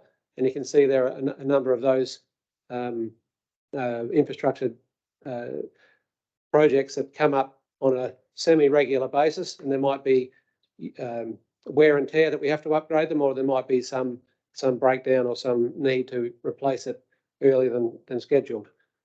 So you can see from here, the broader community, apart from the clubs, the high school are a major user of the facility within the club rooms themselves and the oval for their sporting facilities, sporting activities, I should say. A number of funerals being held there, unfortunately, but it's a regular place that's large enough, and the facilities are good enough where people can have either a funeral or the wake itself. Seminars and training by different businesses around the region, not only from Kapunda but outside the region, bringing farmers or doing first aid training days, and other functions that are held there regularly, either Christmas functions or birthday parties and that type of thing. So again, if you add those numbers up on the right hand side, it's pretty much one every week that there's something happening in the facilities of Dutton Park. Dutton Park, we believe, and I'm sure it's easy to imagine, but provides genuine economic stimulus for the Kapunda economy. Looking at those numbers there, just through football and netball, we have a lot of visitors coming to the town every second week, and then every few years the clubs have a final, a large final or a minor final. But this year, 2023, we have a preliminary final being held at Kapunda, and that'll draw in, depending on the weather, but 4,000 or 5,000 people will come through the gates. It's a lot of stimulus for catering on the day, but also people that go to the town afterwards, go to the bakery, go to the shopping centre. It brings a lot of people through the gates. And the facilities, if kept at a higher level, allows state carnivals and other big sporting events to come to Kapunda, and not only just go to the Barossa where they have their facilities at a high level. We want to make sure that our facilities are staying at that, meeting those same standards of what they're hitting as well. And up-to-date facilities also allowed for weddings and other functions where people expect really good facilities, up-to-date facilities to be available for their functions that they're having or parties that they're throwing. So what we're seeing around in the leagues around Kapunda and also around our region and closer to town, a lot of the sporting precincts are having a lot of money spent on them, supported by councils and supported by grant funding. So only if you look over in the Barossa at Angaston and Tanunda and Newry of recent years, their facilities have gone to another level, and we're really hoping to do that with our current project. And as I mentioned, when the community, when patrons come to our facility, they expect up-to-date facilities, toilets, kitchens, air conditioning and that sort of thing. We have to move with the times. So a background on our upgrade that we entered into a couple of years ago. The reason that we entered into an upgrade and started this project was to bring the facilities up to date. We didn't have any disabled toilets. The public toilets were a reasonable disgrace. They were very old and outdated. No changing tables for mothers or for parents, and the change rooms were becoming outdated with the advent of female sport, but also the inclusion or the increased number of female umpires coming into the league. So we've upped the current project about upgrading all of that. So our original scope was around about the $600,000 mark. That was on a concept drawing, and we were successful in gaining a government grant of about $250,000. We've received large contributions from Dutton Park funding ourselves, and also the football club, and also two major employers in the region, which support a lot of the sporting clubs and facilities and community events around Kapunda. We've received significant in-kind contributions from local businesses and local volunteers, which has helped get this project to where we are now. Unfortunately, due to COVID and due to a lot of supply chain issues, of course, the project has blown out in the last couple of years, which has put a lot of financial strain on Dutton Park itself, but also on this project. So we have a 3 to 5 year plan apart from the current project that we need to consider. Re-roofing the club rooms.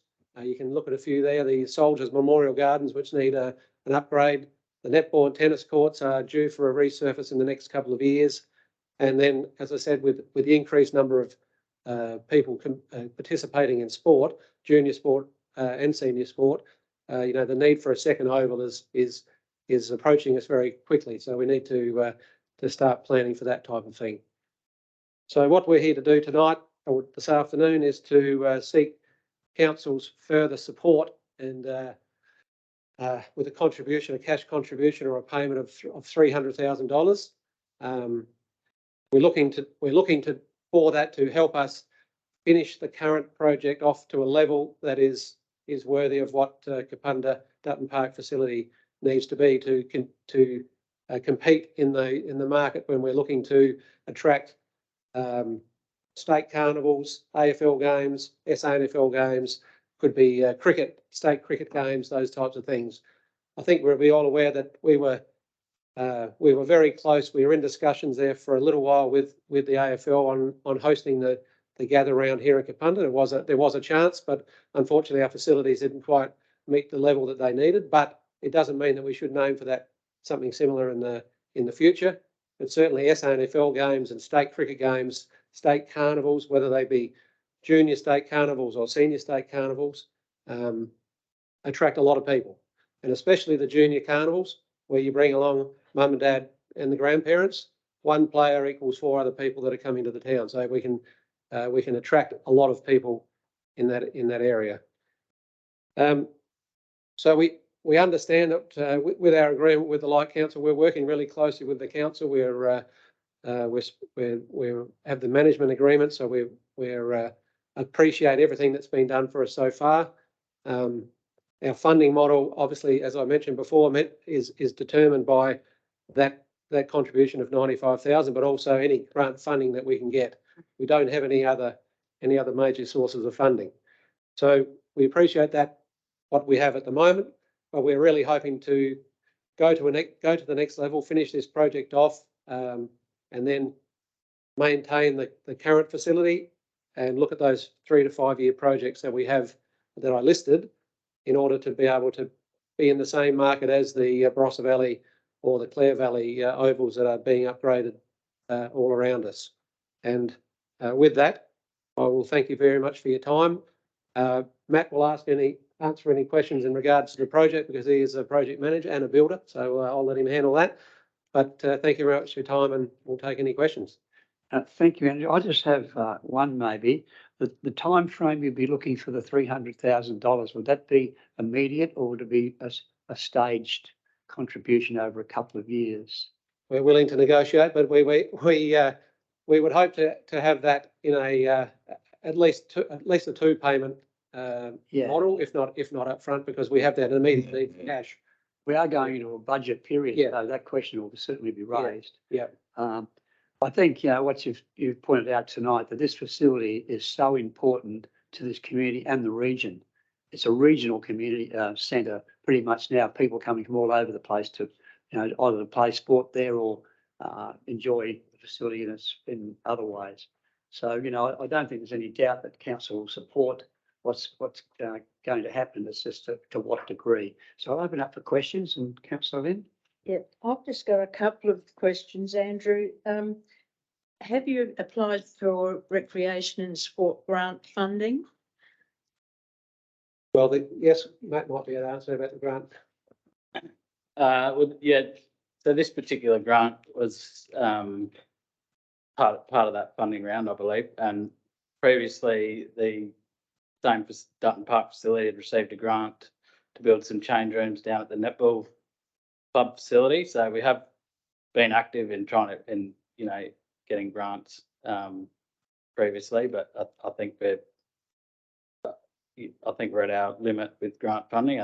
We went for another one since, and they mentioned that we just had two. So I think our grant funding has been exhausted. Further question, if I might. Do the tennis and netball club, do they pay I'm just quoting Freeling, they pay for they get a grant and they do the tennis courts and the netball courts themselves. They don't come to the Rec Park Committee for funding, but we support them with letters. And I'm just wondering, do you know that there's grant funding available now again? And if you need help in writing out that grant, you can come to council, to Lorinda Bailey, our community services officer, and she will help you write that grant, because you got to know the right words. We found that out after about 5 tries, and then we found out that we were using the wrong words. And so if you can contact Lorinda and ask her if they will help you, that could be a good way of getting into the grant funding, because I mean, we get the same amount as you get at Freeling Rec Park, and we have put a bit away at times, like you have done the same thing. But we do need to try and get grants if we can. So yeah, all right. Yeah, we're very active in that space, and going for those grants, we need to have a cash contribution a lot for those. So as either Subsidised. Yeah. Yeah. So we've put that aside. The tennis and the netball clubs will have money put aside for that through Dutton Park. I think, I'm not sure when the last grant was for the tennis courts, netball courts, but there was a grant funding sought and it was received at the time. So that was getting close to 10 years ago now. So that's why it's coming up ready for yes. I can just add to that. So we actually are aware of that grant funding that's available at the moment, just for resurfacing courts, but it's actually a 50-50 contribution. Tennis club and netball club combined aren't financial enough to pay for that.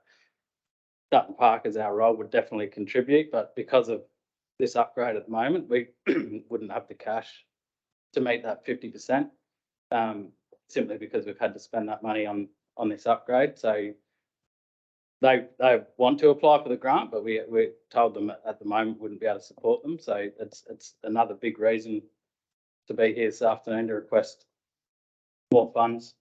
So through the chair, just one more point of clarification. So when you apply, do you put in for in kind?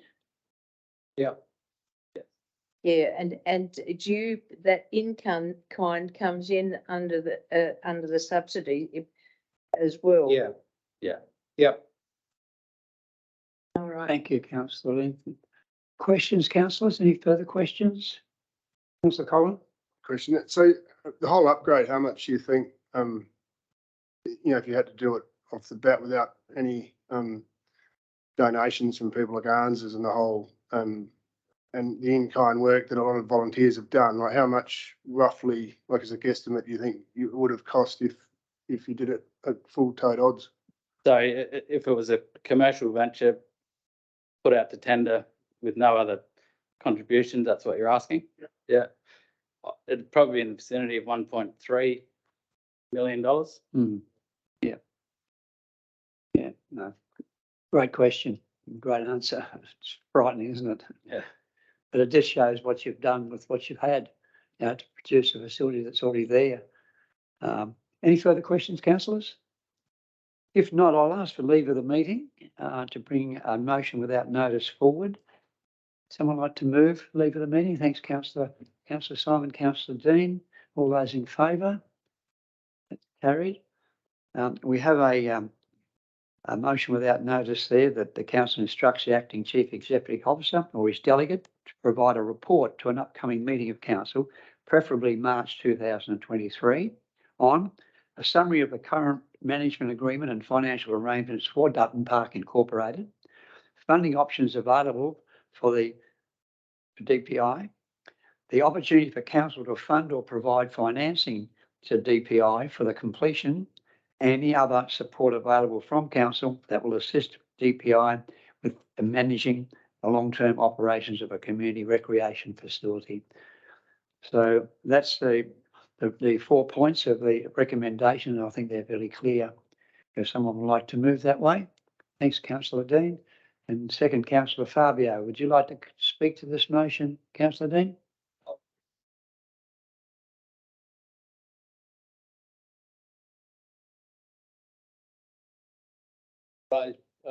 In the presentation, as far as I can determine, and there's enough flexibility in there to include some more if need be. But certainly it's a very worthwhile project, and the Dutton Park does a good job. Thank you, Councillor Dean. Councillor Fabio, would you like to speak? I think the report is very comprehensive. I'm a big advocate for sporting facilities in any precinct. I think it forms the fabric and the foundation that help to instill a level of discipline and growth and confidence with our juniors that come up through the ranks for them to go on to bigger and better things. Not only that, it provides a lot of community involvement and through local businesses and the sponsorship and all that sort of stuff as well. So it gets them out there. It gives them a platform to display their banners and things like that to promote their businesses as well.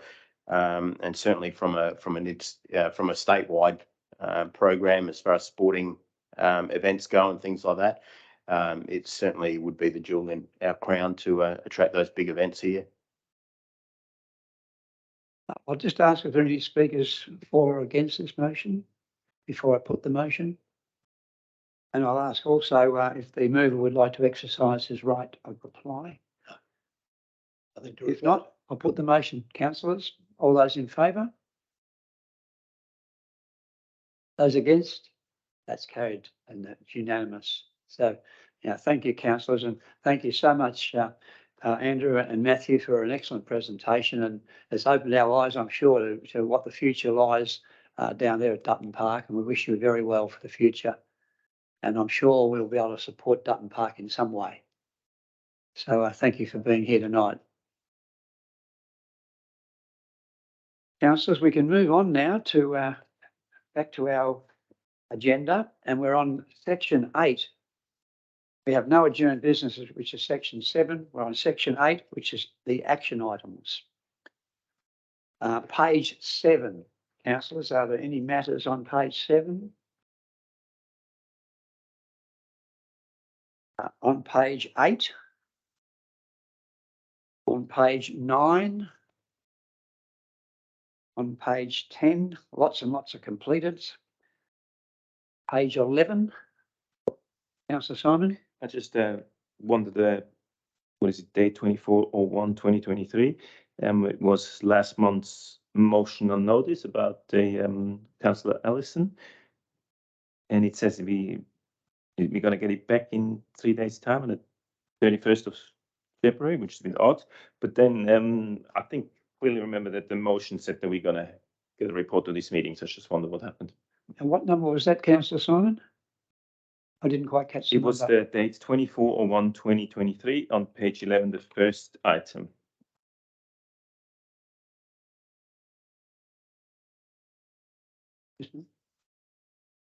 I can't find it.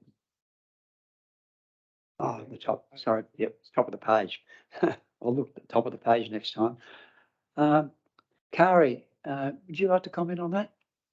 Thank you. Through the chair, I can, in the interim, provide a verbal update quickly on that one, just to, in regards to the report, we will be doing a report soon to council. With that, the current provider contract runs out at the end of the financial year. So part of the question was in regards to seeking the more cost-effective solution. We haven't gone out yet and will be soon, because we'll be going out as the contract runs out at the end of the financial year. So we'll be able to provide some more information soon when we go out. The contract provider is local. They are local as far as our Tanunda. Our procurement policy advises that a physical business located within 50 kilometres of the council boundary is considered a local supplier. So we'll be investigating the alternative options a little closer to the end of the contract, June. Yeah. And in regards to the cost of the meals, it is $26 a person. We average around 20 people. So it's $520 a council meeting. To date, I think our financial year cost to date is $3,822.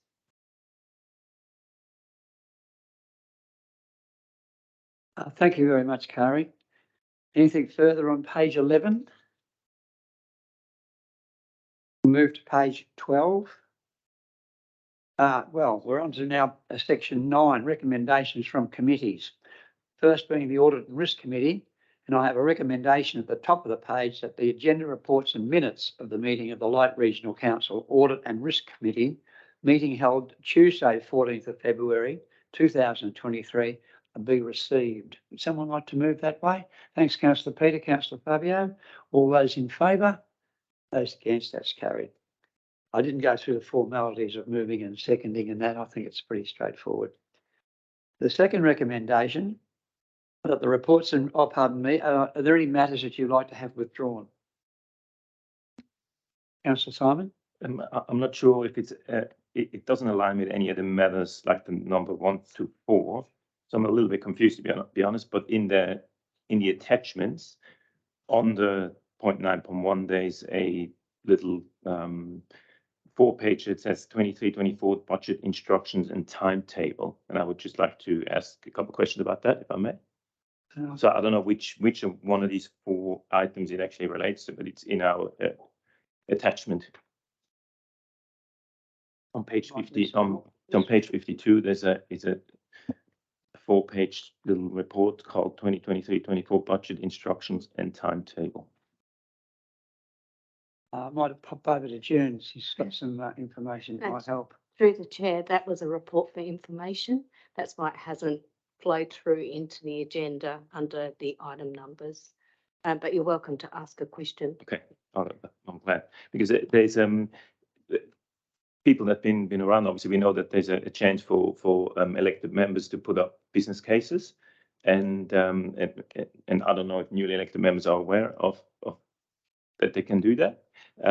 But as I read this little paper, it says that by today actually is the last time that we need to have this all filed and finished in stage 1 complete and all that sort of stuff. So I wasn't aware of that, to be honest, and I'm sure the newly elected members aren't aware of that. So I'm just a bit unhappy about that fact, and I wonder if the newly elected members were aware of this sort of possibility that they can put forward business cases, which I think is an important thing that we can do.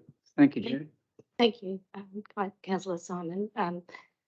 Through the chair, instructions will be going out in the next couple of days to assist and inform the elected members on how to put together concept plans and how they can seek assistance to develop business cases for inclusion in budget deliberations. So that will be coming in the next couple of days.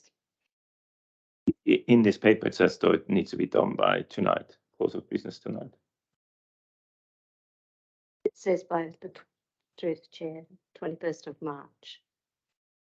No, it doesn't actually. I read it the same, Simon, Yeah, the it way I clearly read it. says- it clearly says the business case project submission will be a two-step process. Initially, the business concept template is to be completed and saved in Teams on by close of business on 28th of February 2023, which is today. So we were not even aware of that happened. So that's just, yeah. So what you're saying is that we do have an extension and we can. Through the chair, there will be an extension and instructions on how we can support you and how you can get your concepts and business cases included in budget deliberations. Thank you. Thank you. So a memo will go around to all council members. Thank you, June. Thanks for the question. Anything further?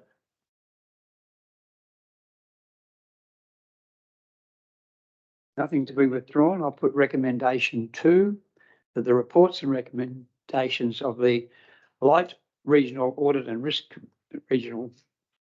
Committee meeting held Tuesday, 14th of February 2023, numbered 1 to 4, as listed below, be adopted.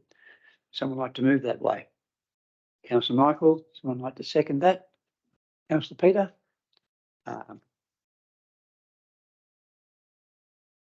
I can ask any speakers for or against the motion before I put the motion. If not, I'll put the motion. All those in favour? Those against, that's carried. Thank you, councillors. We move on now to the 9.2, our Infrastructure and Sustainability Committee meeting.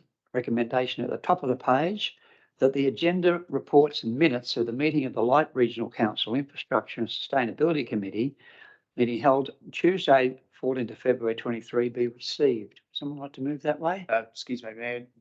Have we overlooked recommendation number 3 from item 9.1?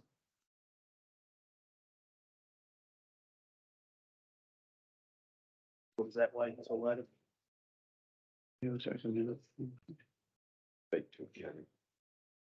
Harry, if you wouldn't mind. Go through the chair, sorry. What was your question? I've got a recommendation 3 here under 9.1, or maybe I'm looking at old. No, you're absolutely correct. Okay, no, disregard, it's all right. Yeah, through the chair, our apologies. There were issues with it being brought across. The most recent version of the agenda that will flow into the minutes will be shown on the screen. So there might be a couple of items such as that, I think, is carried in 9.1, 2 and 3, but don't actually appear. Oh, Rich, just how many were there? Like, because I've upgraded it 3 times now, I think. Yeah. Yeah, so my apologies. There were a number of technical issues with the agenda creation this month. We had an update to include action items due to some errors pulling them, I think on Monday morning, and then we had a finalised agenda put up again this afternoon. We can only apologise, I'm sorry. That's okay. But so once I put it on that Acrobat reader, it doesn't I've got to go back. You would Pick need to that off and download redo it again. again, that's correct. Yeah. We do try and assist and put the links in with the updated agendas. We'll make sure that we do that in future. Mayor Bill, can I ask a question about that? It seems to me that was a little bit confusing, to put it mildly, the 3 versions of the agenda. I'm wondering whether that came about because of a desire to get the agenda out as soon as possible, because I'd certainly rather get one correct agenda than 3 agendas, the last of which I get just before the meeting. That's the final and correct one. So just a plea in future that put accuracy ahead of speed would be appreciated. Thank you, Councillor Dan. That's noted. Anything further in that particular matter? Section 9? I'd just like to comment on what Dean said. I 100% agree, but the problem is if you are working and, if you having technical difficulties and you bring it out on Friday, like I'm flat out reading it all now. So, yeah, I think maybe just bring one out and do it right earlier. I think through the chair, none of the new reports were impacted at all. So they were all there. So they were there we were having issues last week. I think we got them Thursday mid-morning, afternoon might have been. But the issue was actually bringing the information in from the committees. But of course, the committee reports are all still there from a fortnight ago. That was just an operational matter. But I do agree with Councillor Dean. I think that under the Act, we have to have the agenda 3 full days prior to the council meeting, which in the past was always Friday, Saturday, Sunday and Monday. And now we're elected to try and get the agenda out by Wednesday. And that obviously has caused a problem, it seems. I guess we just need to monitor it for a bit, because if it's not going to work, it's not going to work. If the staff are under that much pressure to try and get that done in that time, and we're going to have this type of a problem, it's just not working. So I think we're probably just going to have to keep an eye on it for the time being, but because we've never had this problem in the past ever, not in my 13 years anyway. And I know there's a lot of reading, but that's part of being a councillor. Just through the chair, this was a software issue with the program that we run. All the reports were done by the time frame, which we set as generally about Wednesday lunchtime, and they were all in and ready to go. We just couldn't get everything uploaded. It was a software issue, and we were there to, I think, 7 o'clock on the Wednesday night with the software provider trying to work our way through and get that done. It just wasn't doing it. And of course, ultimately what happened is there were errors then, for the remainder of the process, which have taken us until today to correct. But in terms of the reports that you received last Thursday, there's no change to those new reports. Possibly to put me back in my box, even if we'd set it up for Friday, we still would have had the same problem. Yeah. So I'll take that one on chin. Okay, councillors, we move to 9.2, which is Infrastructure and Sustainability Committee meeting. I have a recommendation at the top of the page, says that the agenda, reports and minutes of that meeting of the Light Regional Council Infrastructure and Sustainability Committee meeting held Tuesday the 14th of February 2023 be received. Would someone like to move that way? Councillor Dean, someone like to second that? Councillor Bill, would anyone like to speak for or against the motion? If not, I'll put the motion. All those in favour? Those against? That's carried. Thank you, councillors. There's 1, 2,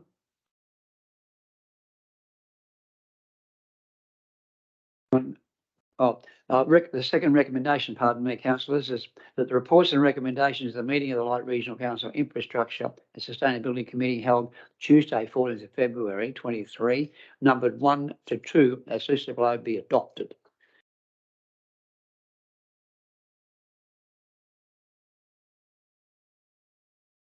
In recommendation 1, there is a second recommendation, and I'm hoping all council members would have a copy of that. Is that correct? Oh, it's on the screen.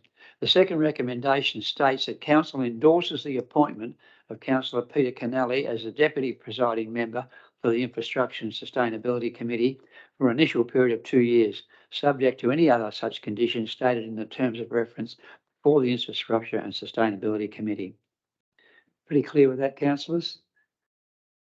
Thank you. Right, are there any matters that you'd like to have withdrawn from those in that list? If not, I'll put the recommendations. All those in favour? Oh, pardon me, I need a mover and a seconder. Someone like to move that? Councillor Michael and second Councillor Lynn. All those in favour? Those against? That's carried. Certainly. Okay.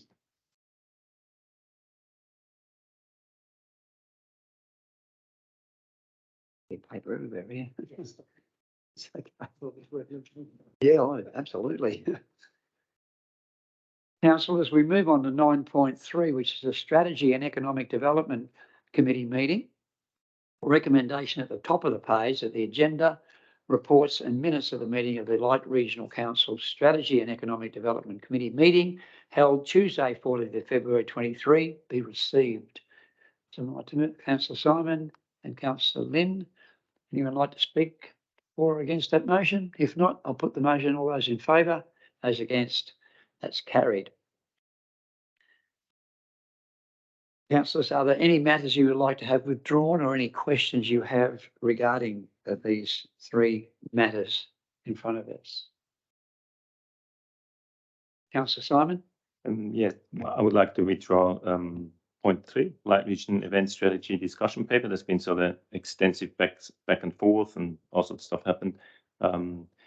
I had a iPad failure sort of about 3 o'clock tonight, so I haven't seen certain documents that I would like to see before I could actually make any decisions on this. So I don't know how I'm not really ready to vote on anything. Yeah. The item 3 has been withdrawn, councillors. So are there any other items you'd like to withdraw while we're at it? If not, we'll just move on to item 3. Oh, okay. I'll move the recommendations of 1 and 2, that the reports and recommendations of the Committee of the Light Regional Council Strategy and Economic Development Committee meeting held Tuesday, 14th of February 23, numbered 1 and 2, as listed below, be adopted. Someone like to move that way? Councillor Simon. Someone like to second that? Councillor Dean. Any speakers against the motion? If not, I'll put the motion. All those in favour? Those against, that's carried.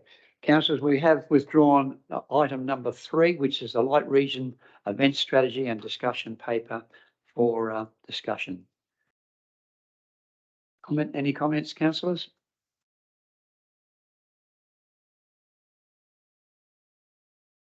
If not, well,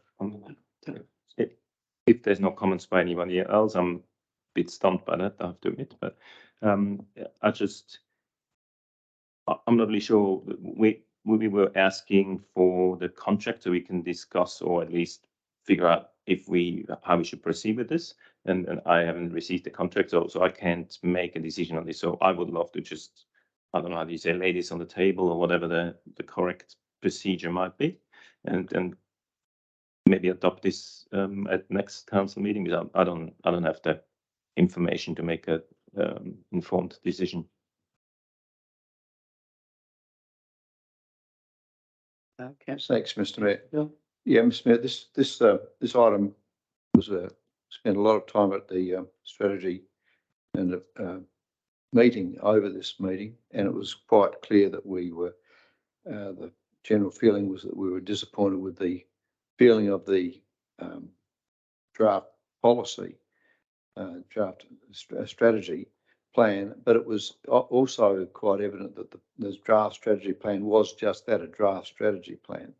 And we did discuss ways that we could indicate that we felt that the draft strategy plan was more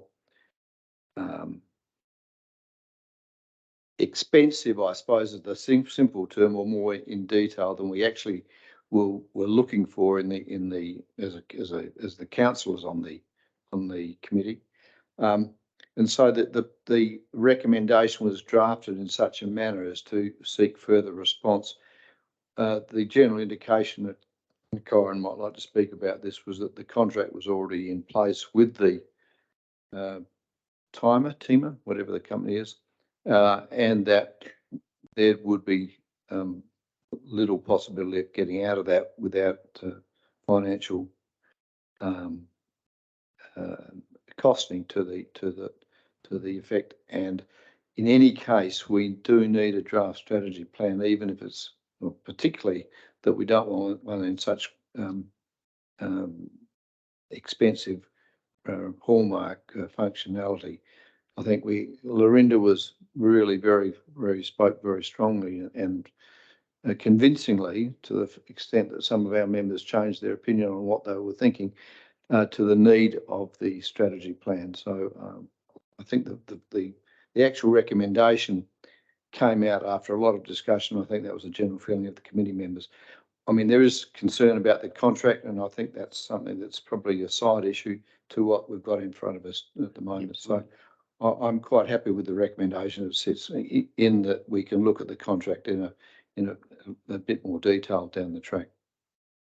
Or Thanks in very the, much, you know, Councillor a Bill. bit more time. I might ask Corin to comment so we can have a sort of a bit of an update as to your presentation there, Councillor Bill. I think you were pretty accurate. I was at that meeting. I think that's what I gathered. And I do commend Lorinda too for her input at that meeting. It was excellent. Thank you. Corin? Thanks, Mayor Bill, and through the chair. I guess just in terms of process with the event strategy, it is an adopted action in this current year's annual business plan and budget. There's there's funding in the budget for the event strategy. And in terms of process, the consultant was engaged to do a range of actions, of which we're about halfway through. So their methodology put forward was to do a lot of background research, seek inputs from stakeholders, including council staff, event organisers across the region, regional stakeholders like Barossa Australia, South Australian Tourism and the South Australian Tourism Commission, as well as people that you may have even heard from this evening as well. Compile and doing a lot of background research and benchmarking of events in a local government context. So that was sort of the first bit of work that I've done. And then the next bit was to prepare a discussion paper. So that is where we're at. The discussion paper is designed to create discussion. There's certainly lots of discussion, as the chair of the said committee has explained at the committee meeting a fortnight ago.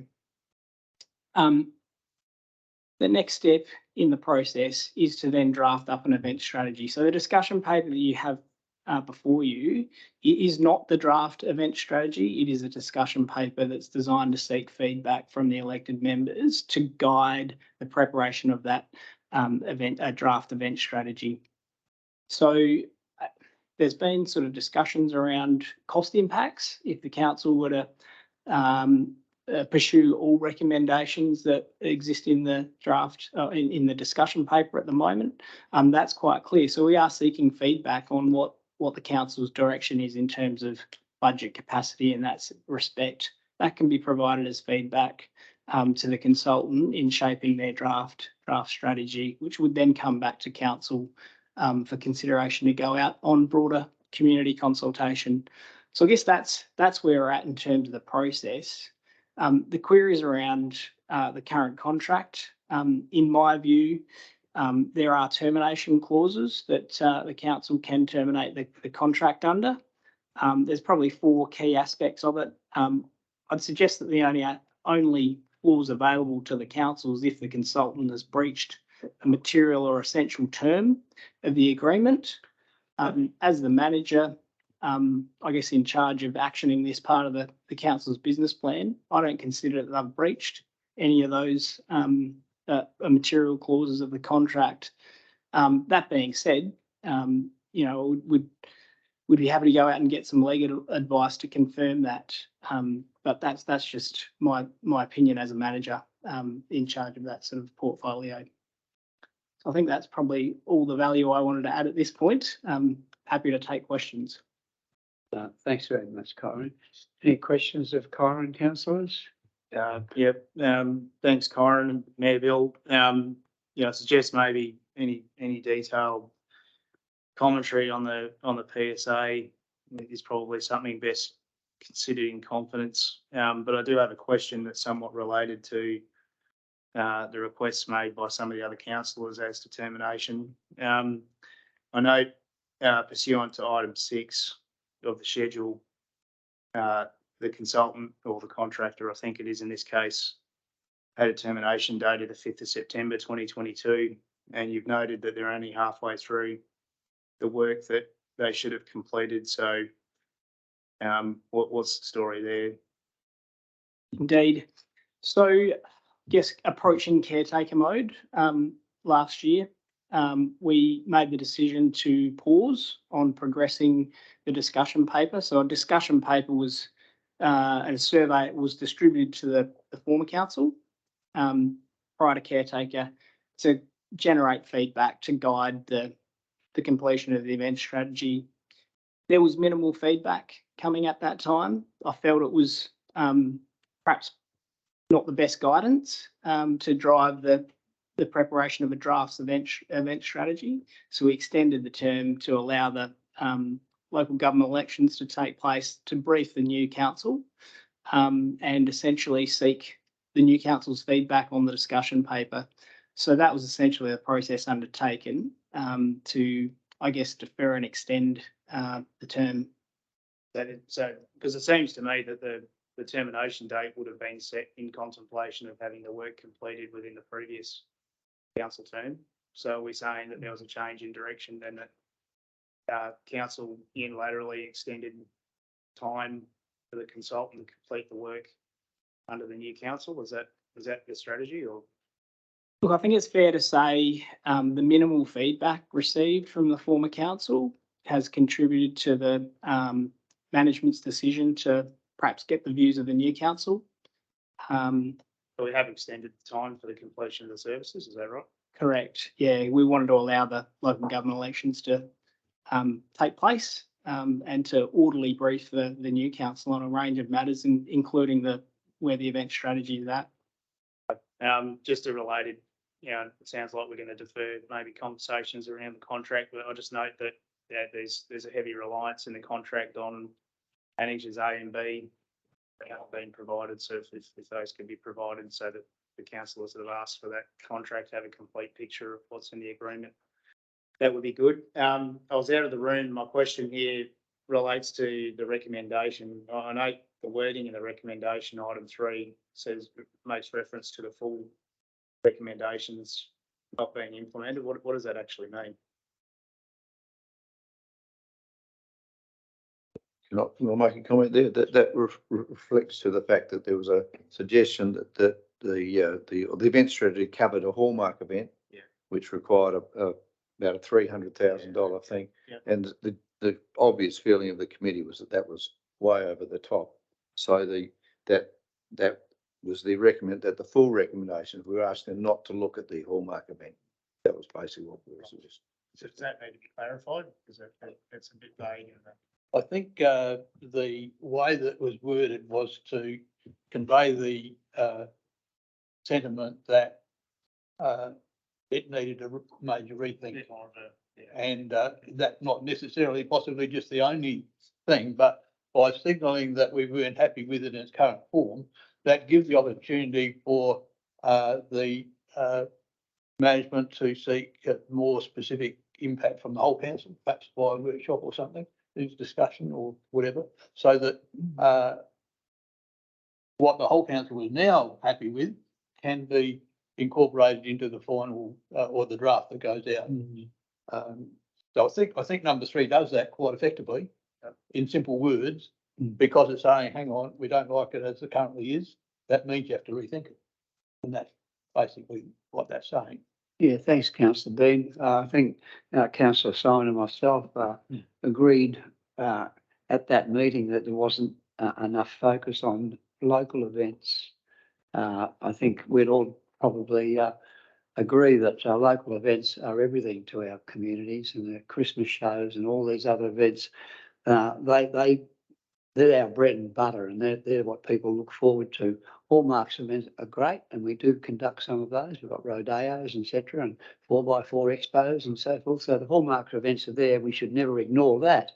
But I think by what we were talking about, the focus was too great on hallmark events and not enough focus on the local events. I think that's. Did I get that right, Councillor Simon? Councillor Fabio?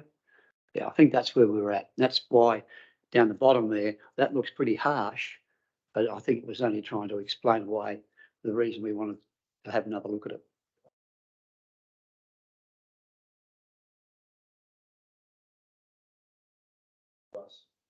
Might need the microphone on, thanks, councillor Michael.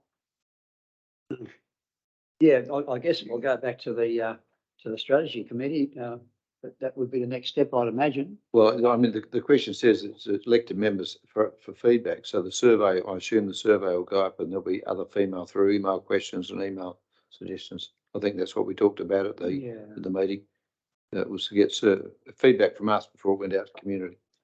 Yeah, through the chair. So we have reset the survey that was distributed to elected members to, I guess, obtain more detailed feedback on what aspects of the discussion paper elected members are in favour of and aspects that they might not be in favour of. So the survey is a good way to consolidate that feedback for distribution to the consultant. That being said, there is an opportunity for a workshop if elected members have capacity for that, or one-on-one interviews to provide their direct, input verbally to the consultant as well. So those options are available to the council, whether it be formally by clarifying the resolution or the recommendation that's put forward tonight, or indeed if that's the feedback we get post this meeting, a workshop obviously can be arranged if it works out in a timing sense. Councillor Coleman? Yeah, I've got a few questions. One, the survey, you've already done it twice, so you're going to do the same survey? You're going to do another survey with different questions, or because that one you've done twice? Yeah, I guess post the said committee meeting, I had another look at the questions in the survey. I think they still suitably cover, I guess, the content that's in the discussion paper and can guide good feedback to the consultant to draft an event strategy. If anything, I would potentially seek to add another question that might rank the categories of events that are discussed in the paper, to see if elected members have a preference over the categorisation. So that's possibly the only question I'd seek to add. So then you do the average of the three, do you, or you just take the last one? Well, how do you work it out?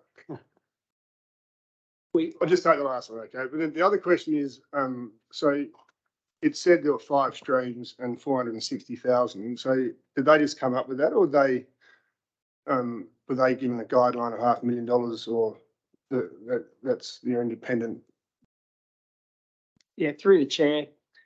So this came from the consultant's background research about events in a local government context. So they've tested what other local governments do in terms of event support and resourcing and funding.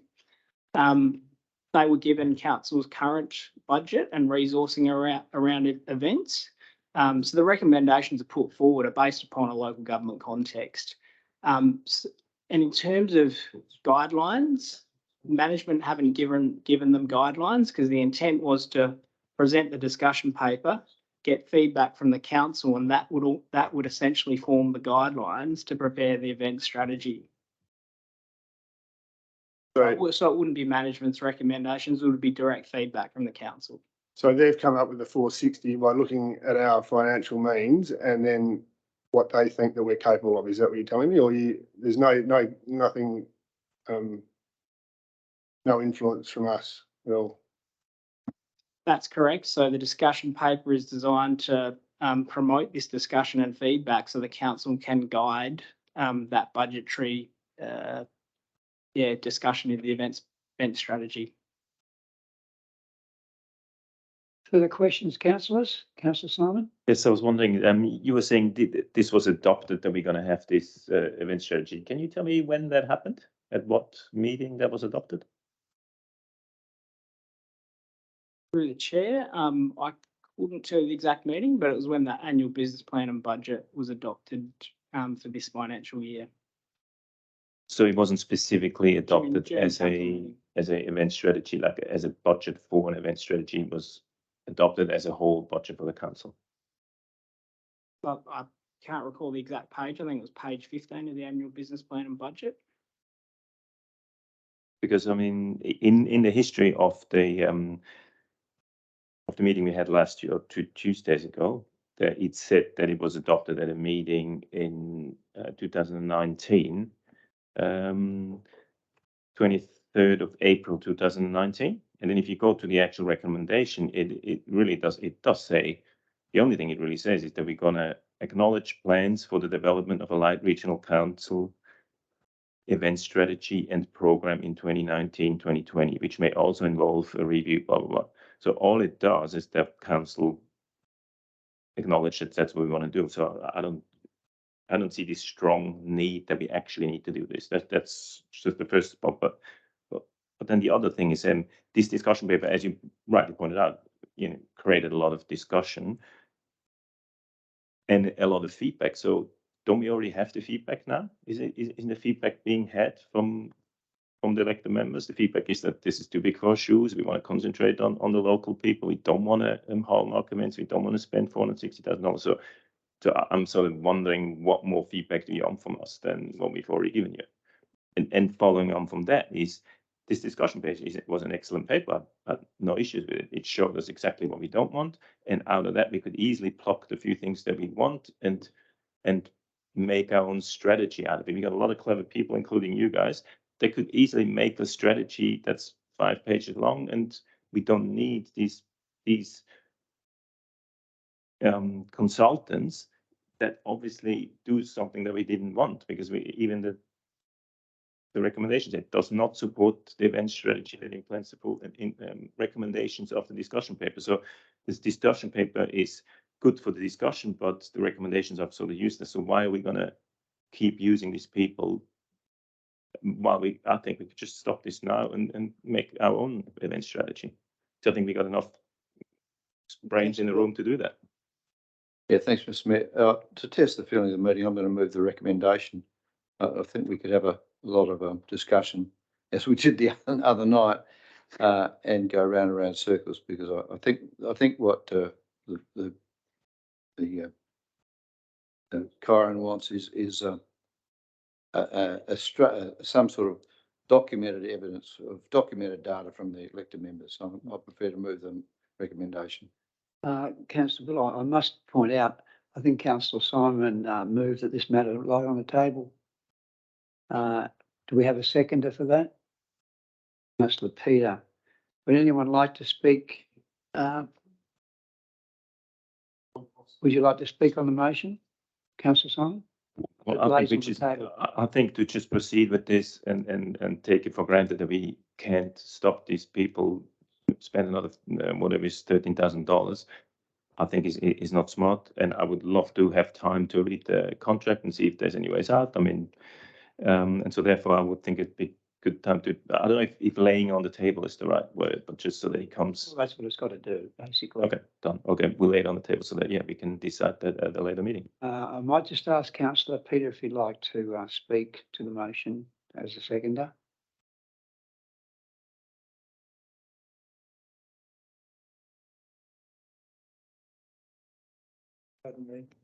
We haven't had time to adequately discuss this, and I think it'd be wise to let it lay on the table and return perhaps to the next council meeting, and that by that time we would have had time to consider the matter further, and instead of pushing it through tonight without adequate consideration. Sure.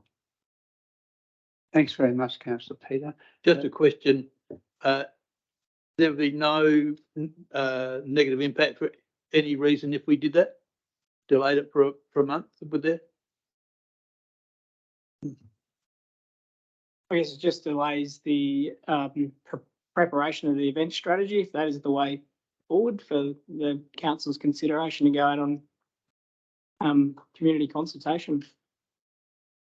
So are there any other speakers for the motion or against the motion? Councillor Fabio? My question would be, in light of not knowing the details of the contract, having not seen it, could we possibly come back to the next meeting with an idea of what the break costs would be if we were to not pursue this any further? Is there some sort of contractual fee or cost involved in that. So if we could come back armed with that information as well to consider, that would be worthwhile, I think. Thanks, councillor Fabian. Any other speakers? Yeah, Mr Mayor, I'd like to speak against the motion. I think we're in a situation now, if it's laying on the table, it's going to come up again. We're just going to roll through the same system. Let's make things move. Let's do something in this council rather than just sit about, nitpicking. Let's get on and do something. Let's just let this roll. We waste a lot of time, not waste, we spend a lot of time at the committee meeting. We spend a lot of time now. Let's just get on with it. I think the committee had a lot of information. We've all read the draft. Those of us that were on the committee read the draft proposal, which is an excellent presentation, but it wasn't what we want. So I think that we know that. Let's get some information. Let's make it happen. All right, before we complete this cycle, the mover like to exercise his right to reply. No, I think I said everything I need to say. Well, if that's the case, I'll put the motion. All those in favour? Motion is what's in front of you, and then the bottom, it lays on the table. It lays on the table. So there wouldn't No be a decision tonight. Yep. The whole shebang lays on the table.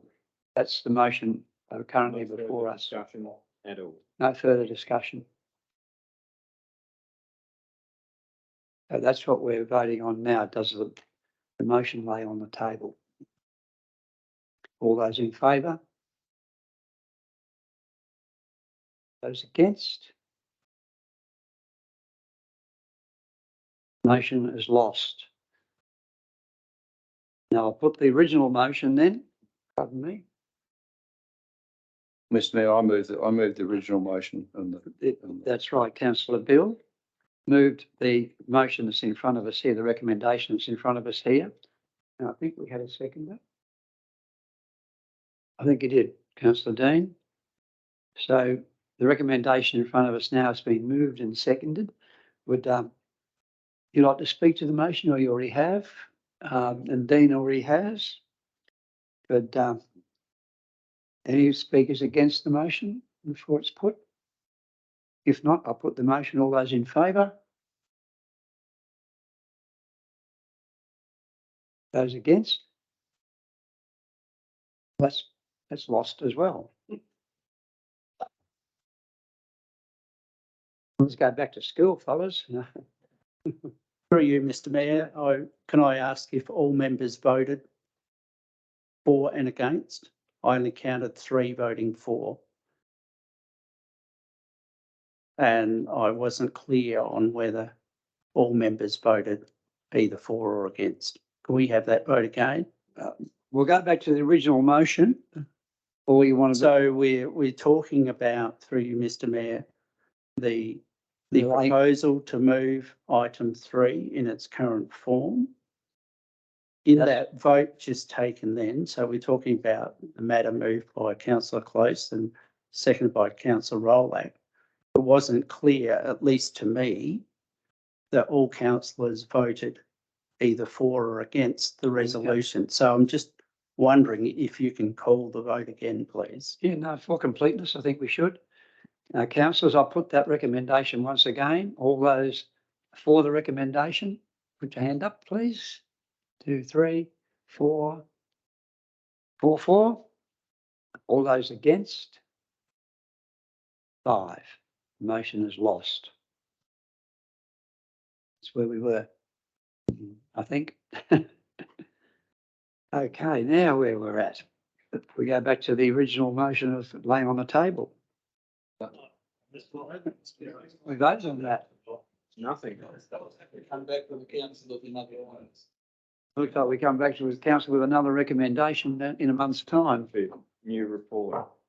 With a new report. Yep. Whoa. Just a question. So the new report, will that go to the committee or will that come to the general council? I will come to the general council. Well, yeah.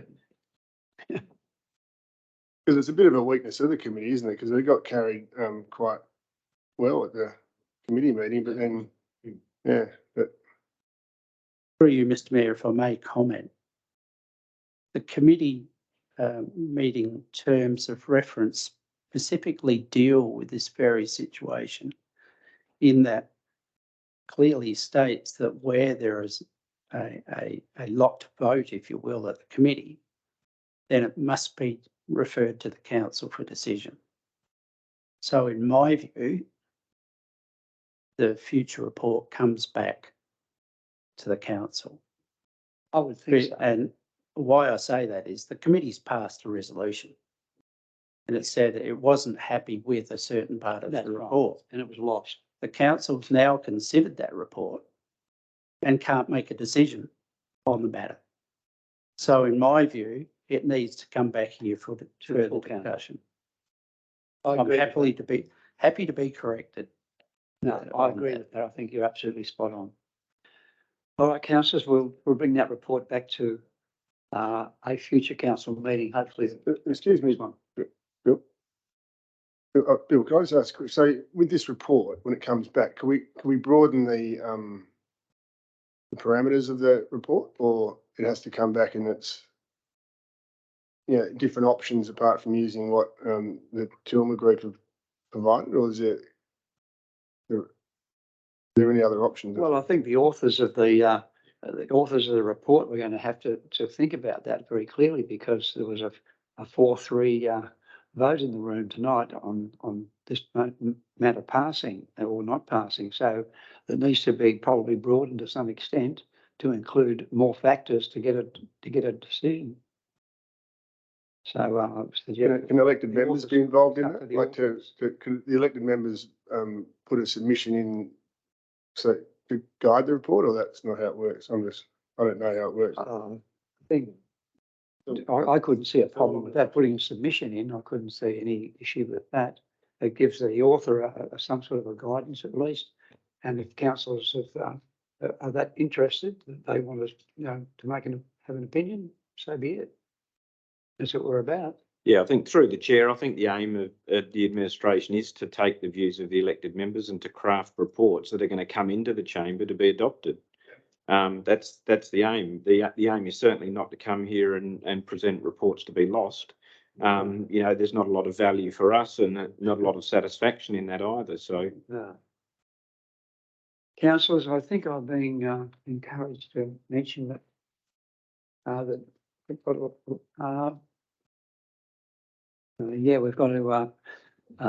abandon our meeting for dinner or a break minimum. Could someone move that we break for 20 minutes? Thanks, Councillor Allison. Someone like to second that? Councillor Dean, all those in favour? Those against, that's carried. Thank you, councillors. So we'll resume our meeting, hopefully in the same spirit as we were in the first half. Now that we've got some lovely food as well, we should be even more robust. We move now to our reports for information, section 10 of our agenda, and 10.1 is the Legatus Group draft ordinary meeting minutes. Are there any questions in relation to that? They probably covered that in their report, and I thank you, Richard, for your report. Very good, saved me a big job. 10.2, the update establishing a suicide prevention network in the Light region. Thank you, Lorinda. Just one little comment I'd make here. That meeting we had with Tony Passon and Penny Pratt and the community at the bowling club. I chaired that meeting that night, and I think I say that because it's important. I've been involved with this from the beginning, and I'm going to continue to be involved with it. But the report doesn't mention that. But I'm not trying to sort of big note myself at all. But I think for completeness, we need to know that. That's a great report. Thank you, Lorinda. And it's a very difficult task. Suicide prevention can affect us in many different ways, and suicide affects us in many different ways. And I had a friend just recently where that's happened, and I think many in this room would know who that is, which is quite sad. On Friday night, we've got a session called Chew the Fat at Gavin Schuster's Barns in Freeling, if anyone's interested in that. Stephen Hart will be there, who's a speaker in this particular field, who's very, very, very good. And there'll be a lot of people there, I'm sure. And it's an evening of fun, but a lot of talk, and it's only for men this particular occasion. But I'll take my hat off to Gavin, making his place available. This is the second time now, and it's a really worthwhile, creditable thing. And he's been involved in trying to get a network together too from the very beginning as well. But I've got to say we're struggling. Must say, politics aside though, and I think Lorinda would support this, Tony Passon that particular night in the bowling club was absolutely outstanding talking about this particular matter. He's the federal government's advisor on suicide, so he understands the topic particularly well. But his talk that night was really, really compelling, and he really got the message across because he meant, I think, I'm sure, every word he said. But we'll keep across this where we can, and thank you, Lorinda, for your guidance in this area as well. Are there any questions, councillors, in this matter? If not, we'll move on to 10.3, shared services agreement, volunteering. Again, volunteers are, aren't a dime a dozen anymore. They're £100 each if you can find one, particularly in the areas of our service clubs, etc. I was president of the Rotary Club here in Kapunda at one point. We had 25 members. Now we don't even have a Rotary Club. It's really sad. We're seeing our Lions Club disappear. And I think I'd speak probably the same for other communities of similar sizes, but we're just losing those organisations. However, this particular operation works very well. And at one stage we had a little a back office here of this particular branch, if I remember rightly, Lorinda, down in the main street here for a while. And it does try and attract the attention of people who have got a bit of time on their hands. Any questions in relation to this, councillors? If not, we move on to 10.4. And again, Lorinda, thank you so much. I dearly appreciated your help that day. I needed it as well. And young Stephen Nelson as well. He did a terrific job putting the program together, getting the infrastructure right and all of those things. And I think all who were there enjoyed it very much. And we had a very, very large audience, and it was streamed out as well. So that made it even better. And like I said earlier, the grounds around Dutton Park were just absolutely spot on. Our leader newspaper, unfortunately, forgot us. We weren't even given a mention that it even happened, which I found a little bit disturbing because we had 4 new citizens who had their citizenship on that day, and they never got a mention. Our Citizens of the Year and other award winners were not mentioned, and I think that was rather sad when the Barossa Council's new citizens were on the front page of the paper. This goes on the back of also from our election period when the paper had no message about who were elected to our council at all the week of the elections, which I found extraordinary. Really quite baffling. There wasn't a mention till the following week. It's a bit late then, because everyone knows.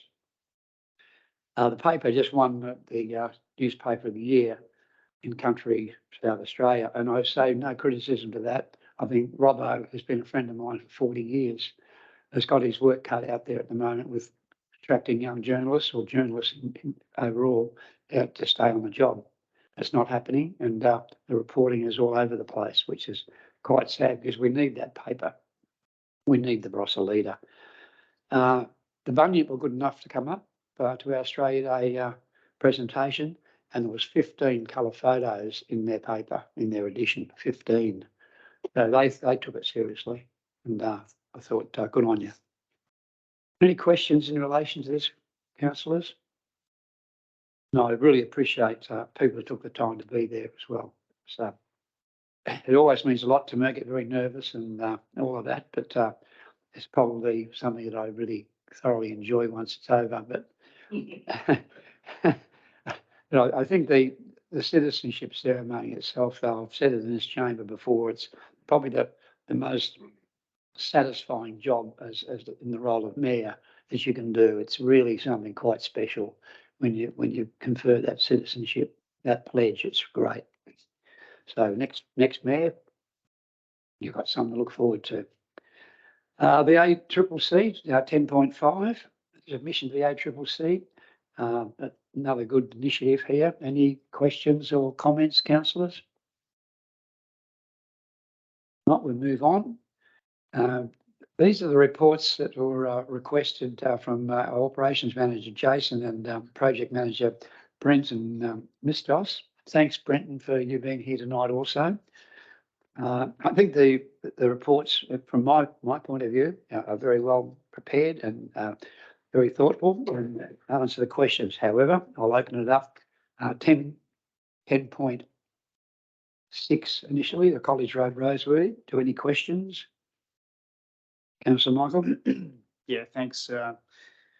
Thanks, Mayor Bill. Thanks, Brenton, for attending the meeting tonight, and Megan for organising the report. I had a couple of comments on the report. My first question related to the $600,000 of funding and whether or not that was the total cost of completing the upgrade. So I'm referring to College Road here, whether that was the total cost of undertaking that upgrade. Brent, could you take that question? Or did you hear it? Through the chair, thank you. I did. The project was $1.2 million project, and I'm pleased to say it cost us 1.19. Sorry. Here's someone. 1.195. So just under. Thanks, Brenton. There's a excuse me. There's a comment here that the scope of the work included significant longitudinal stormwater upgrades. Are you referring there specifically to the V drain that's on the northern side? Yeah, correct. Yes. Yeah. Correct. Has that V drain been cleaned recently? I just noticed when I went out there a little while ago, there was a lot of debris and stuff in there. Probably not. No. Probably not. Yeah. That is on the list of remediation works. Further down Yeah. with the tree clearing. Yep. There's a comment here that to complete the upgrade, it was envisaged that access to private land would be necessary to complete the stormwater configuration. So that was abandoned, and I think I understand the reasons why.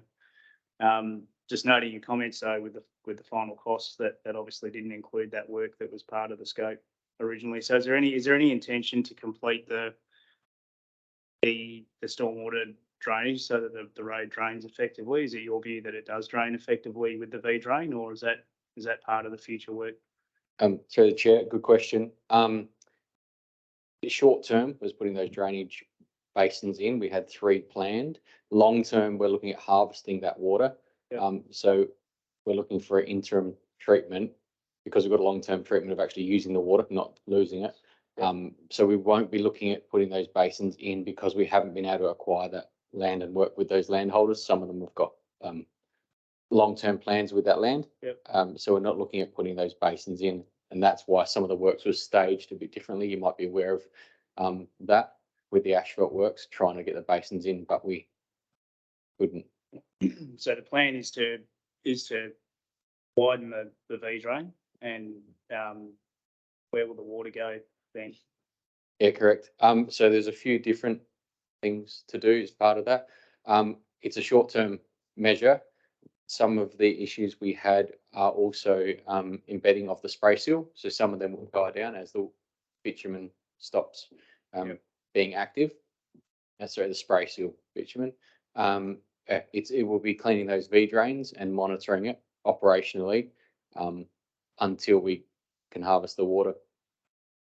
So is it fair to surmise from the report that it was potentially a subgrade failure caused by combination of water ingress into the granular material below. And I'll come back to this in a minute. There appears to have been some issue with the seal as well. Through the chair, we did get an independent report done, and we've used that. It didn't identify one standout issue. There's a number of items that were there. The spray seal is a common occurrence that we'll get with high trafficked spray sealed roads. And the traffic on this one's quite high for a spray seal road. So is this at the limit of sort of serviceability for having a spray seal road, or is that just a sort of option? I'm not suggesting that you need to go on asphalt thing, but is that the?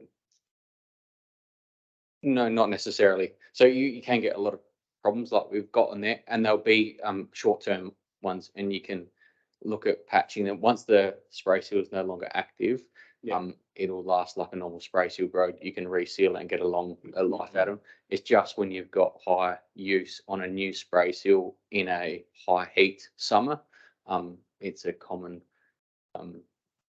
bleeding, flushing, quite common. Yeah.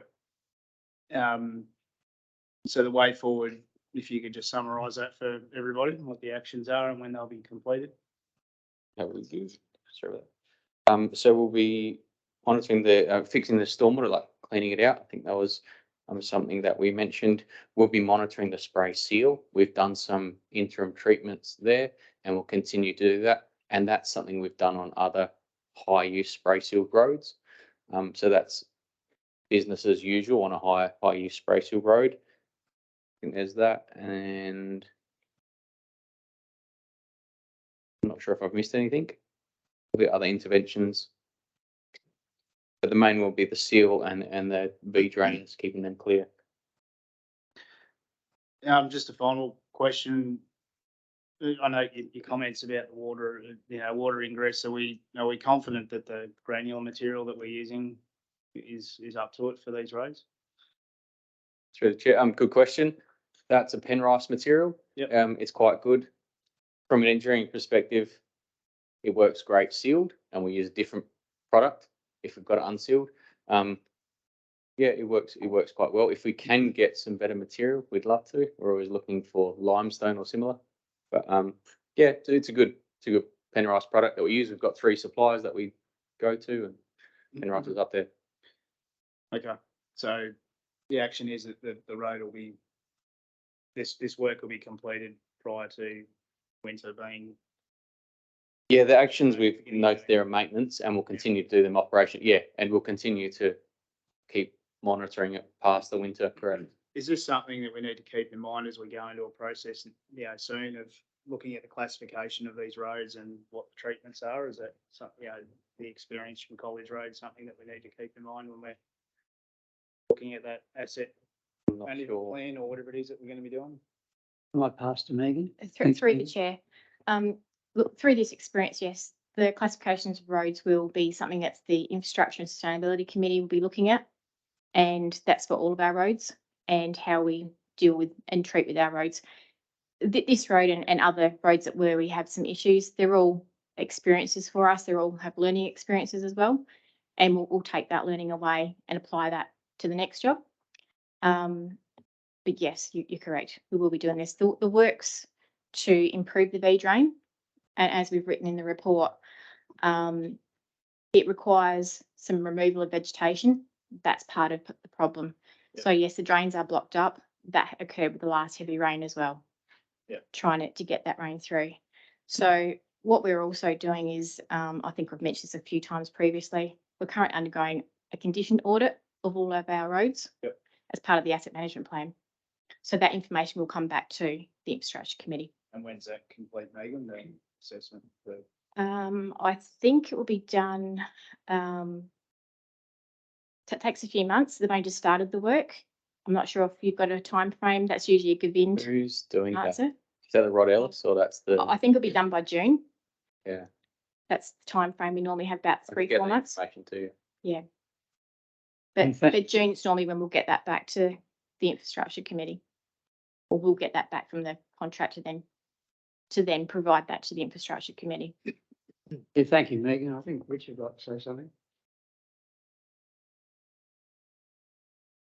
Yeah, thank you, Mayor Bill. I think the real challenge here is, it really comes down to the spray seal application rates. And to give you a bit of a feel for how, sensitive that can be, is this road probably had less than half a cup or a glass that's in front of you extra of bitumen applied to the road. Ultimately, what occurred is that we had a little bit too much bitumen, and that bitumen stuck to some tyres of vehicles as they went along. That obviously caused water ingress and then a range of failures, as we've seen. The flip side of that is you don't put enough bitumen on and the stone just simply doesn't stick, and you actually end up with the same problem. So there is this very little sweet spot in between, and I think there wouldn't be too many road builders around that haven't had something called stripping, bleeding, flushing. There's a whole range of terms that go there, and it is sometimes can be a bit of a chasing your tail exercise, and I think College Road was one of those. And in my driving of it the other day, I think the repair work that's been done to the seal only, I think is a pretty good outcome to date. And I know the team have got, will monitor it and undertake other works. But that is how sensitive this is. It isn't sometimes an engineering; it's more a science. Or sorry, not a science; it's more an art. So it is very, very sensitive. So. Councillor Cullen? A lot of it is engineering though, because the water, when in the winter time, there's water both sides of the road. The water wasn't getting away either side. So there's obviously a drainage issue. There's some engineering issue with the drainage. That wasn't, so, there's the spray seal's one problem, but the road design is another, isn't it? So, is there a failing in that? There's no report in that, is it? On one side, but what you're talking about, the northern side, but there was water, there's a big pool of water on the other side, wasn't it? For weeks. Is that, sorry, through the chair, is that opposite the dam, that private dam, that centre section? There's a dam one side where it failed. Yeah. That's what I want to ask about. I think it's through the chair. I just want to ask about the water coming all the way down College Road to the campus properties, which then has caused issues down there. So you're saying that you're going to fix the stormwater and you want to capture that water. Where are you going to capture that water, and what are you doing with it? Through the chair, that is part of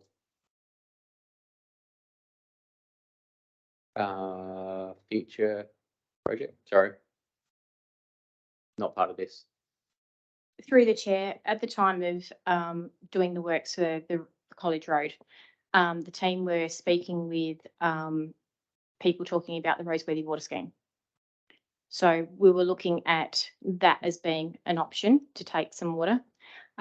When we were looking at individual dams, the first place that would be likely to take or collect water is at the top end where Cliff Road is. We have difficulty, and there was 3 locations. We have difficulty in getting consent from different owners. Some people said yes. Turns out the owner of the property isn't the person who said yes. We also have issues with mortgages over the property. We have to get permission from the mortgagor, the bank. And we also had to deal with developers who have interest in the land. So that all became untenable. So that was abandoned. Okay, just through the chair. So I understand that the landowners down College Road offered council to take the water over the other side and capture it in the dams, and you didn't take them up on that offer. Is that correct? No? So I don't know which property you're talking about. I think Greg's were one. So that water didn't flow into their dams. Those dams are all empty now because there's no water flow coming across to them. Sorry, I can't answer that one. Okay. Maybe you can just answer another question. Who was the actual project manager on the original College Road? Was that you, Megan? No. Can somebody answer who the original project manager was for that? And I'll take that one on notice. Okay, so can you come back to me on that one? And then just another question for you. You said about the other roads and the spray seals. Can you just tell me what roads those ones are? Sure, through the chair. So Stonewall Road was a similar one that we did Mm-hmm. 2 years ago. There's a higher volume spray seal road that we had similar issues with. Mm-hmm. That would be the one that's had similar issues, and we've done a whole stack of spray seals, not with that high volume.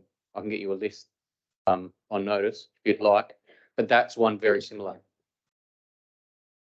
You can come back to me with that. Thank you.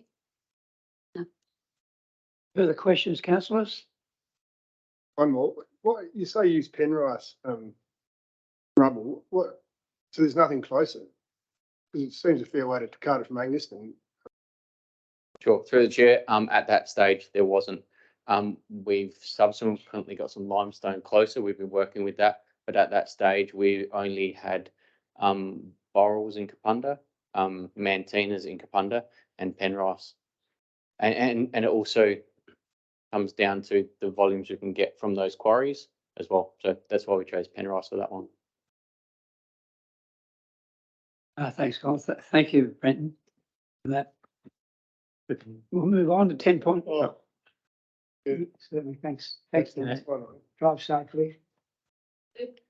Oh, Councillor Simon. And through the chair, I just wondered, all these extra maintenance work that needed to be happening to this road, is there a cost that we can put to that? And like how much extra cost there would have been on the 1.2 million that it cost originally? And on the other hand, like you were saying, we need to clean out the V drain and all this sort of stuff. Is that something that would have happened anyway, even if it would have stayed a dirt road, or is that again extra maintenance cost that only happens because it's a sealed road? And what's the cost involved in all of that? Through the chair, this is just a couple of quick things off the top of my head. Once you seal your line marker and cars do get wider, unsealed wouldn't have been quite as wide. You're pushing the V drains out. We do V drains anyway when it's unsealed, but it wouldn't have been a measurable difference, I don't think. Sorry, and then on the cost, I'm not sure. Sorry. Yeah, thanks for that, Brendan. Move on now to 10.8, Kapunda Main Street safety. Just been around for a little while. Oh, sorry, have I missed one? Oh, 10.7, Gartrell Street, Roseworthy. Any comments or questions there, councillors? Councillor Michael? Yeah, look, I mean, I've read through the report. Thank you again. Brendan, I guess, look, this is sort of somewhat related to College Road. It seems to me that there's a performance issue with some of the contractors that council's using based on reading this information. I'm not here to influence those decisions in any way. My comment is more in terms of what is council doing to hold its contractors accountable in a situation where on College Road, for instance, there was some commentary in the report around the adequacy of the seal as it was applied. And then at Gatrell, the comment made that, the contractor didn't turn up. So, I mean, is council, providing performance managing the contractors that it has to make sure that they're meeting their commitments? Fair question. Megan, thank you. Through the chair, just generally with the contractors that we have for these situations, they've been appointed through a panel with adjoining councils.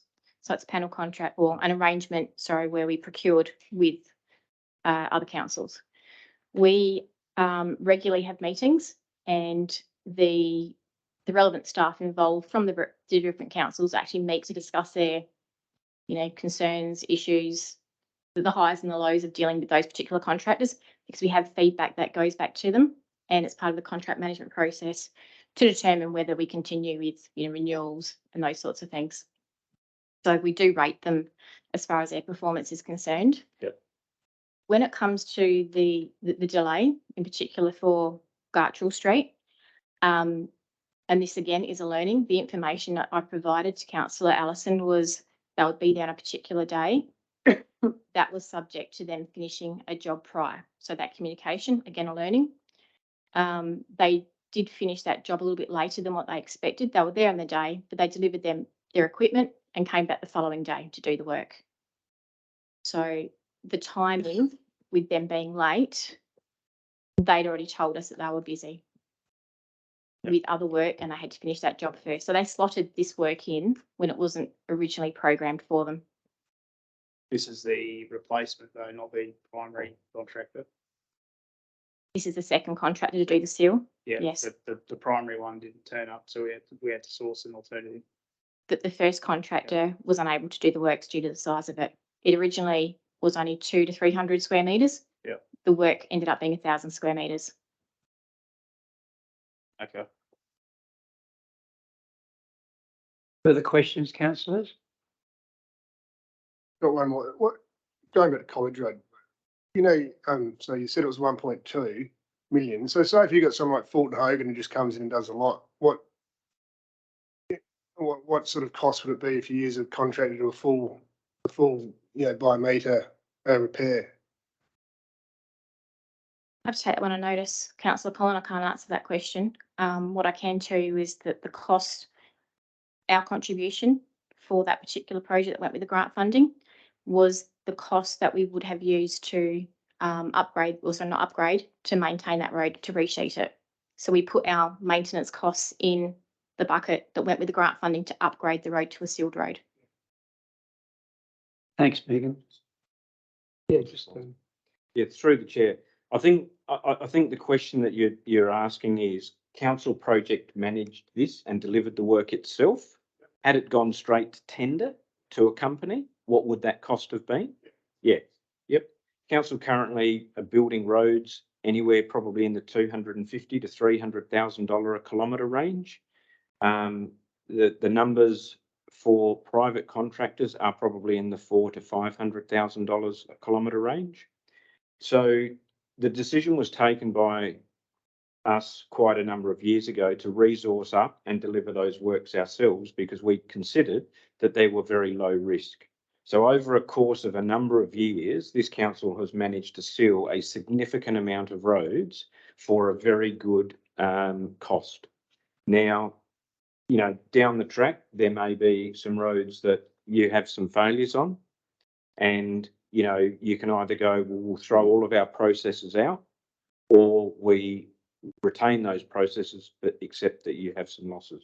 But certainly if our council is of the view that we should not construct roads ourselves, then our project management team will simply go, well, we'll cost all that up, but what it will do is significantly slow down the rate at which we are sealing roads and delivering our asset management plan, because that is predicated on the rates at which we currently deliver the works at. Yeah, the only reason I ask is because if you're doing all the road building yourselves, and a lot of your resources that could be doing other jobs, so the graders aren't doing it.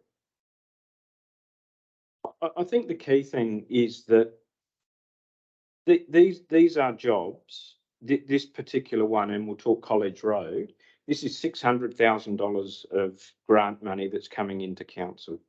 So we're actually funding those construction teams straight from our effectively our asset management budget.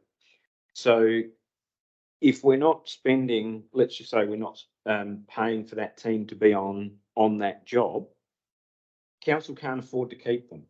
So we're not redirecting resources. This council cannot afford to keep those teams on board. That is simple as that. These teams are fully funded and on capital works. And there's so very, very big difference. Very big difference. Thank you, Richard. happy to talk further outside the meeting about it. Thank you very much, Richie. I think you spelled it out pretty clearly. Moving on now, there's no more questions on 10.6. Oh, no, 10.6 is where we've moved on to. 6 and 7. We're on 10.8, sorry, councillors, I'm getting tired. Kapunda Main Street safety. My comment is more just around the documented date of the council meeting saying September 2023. I believe it should have been 2022. Yep, good pickup, councillor Fabio. That's usually Annette's forte. Well done.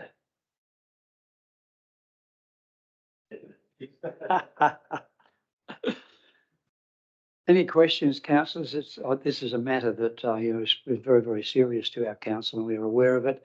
And I think there's been a lot of work done toward getting something done about it, and we're still probably in that process. I'll open it for questions. If not, Mayor Bill, mine's more a comment. I think I understand what this pathway is now, but yeah, it'd be good to understand what state government members or other bodies are doing to support us in advocating to DIT and escalating the matter. Just noting the comments here in Megan's report that she's having some difficulty in getting a level of service out of or responsiveness out of DIT, and it'd be good to get some further updates in future meetings about what local members or others are doing to escalate the matter within DIT.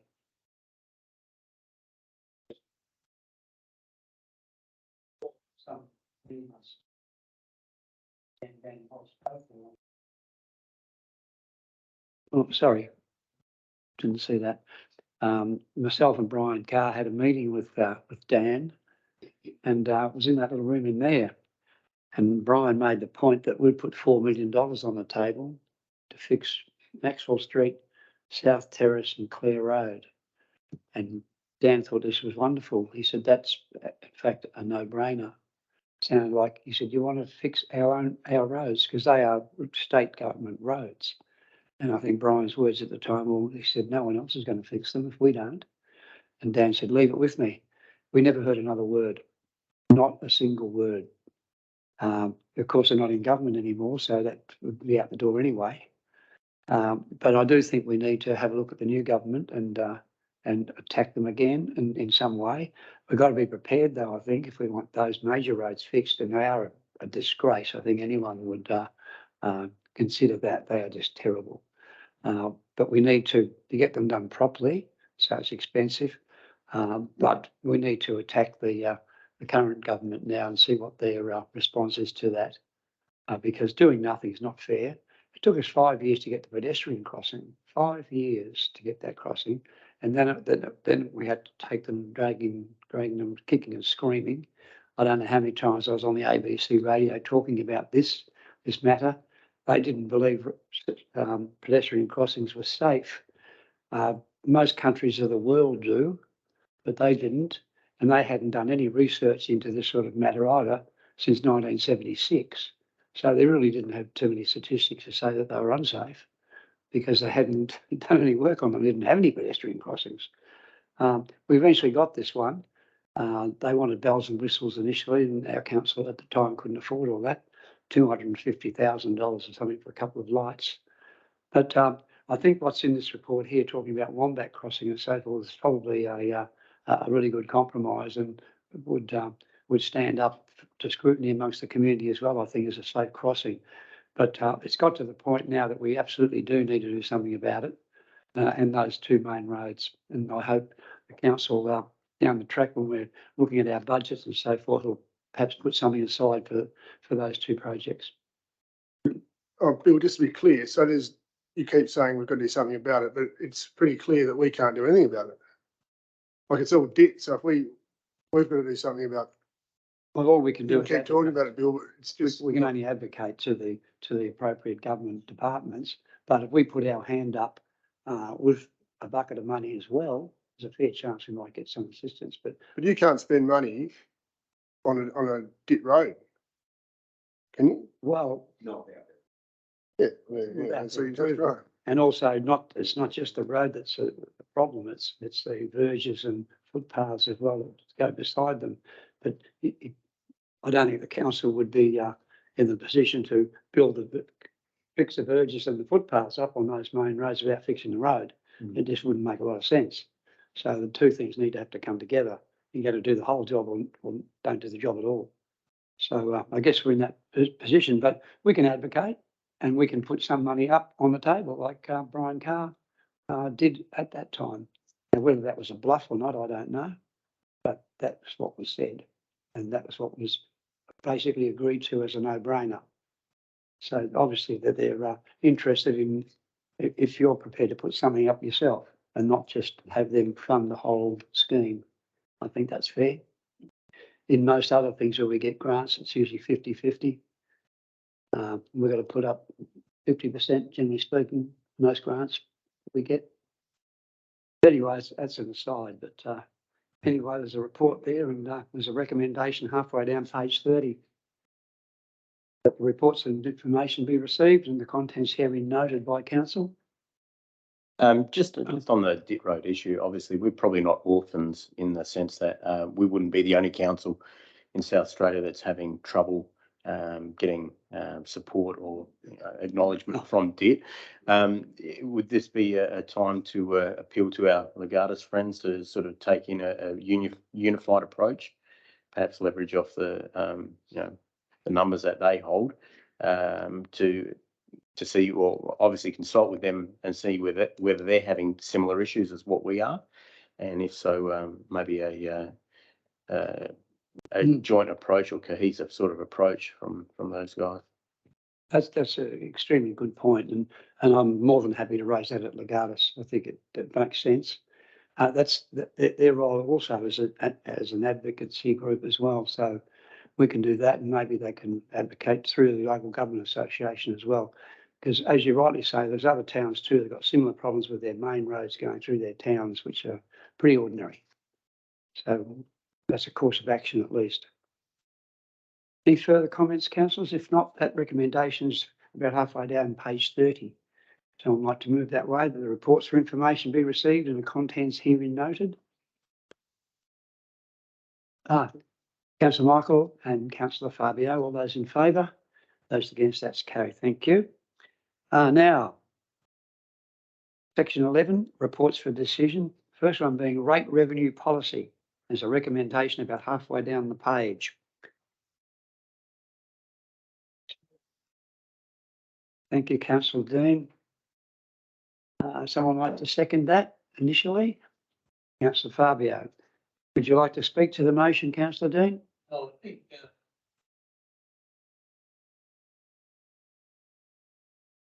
double central fund we have to do, and then we can work on that very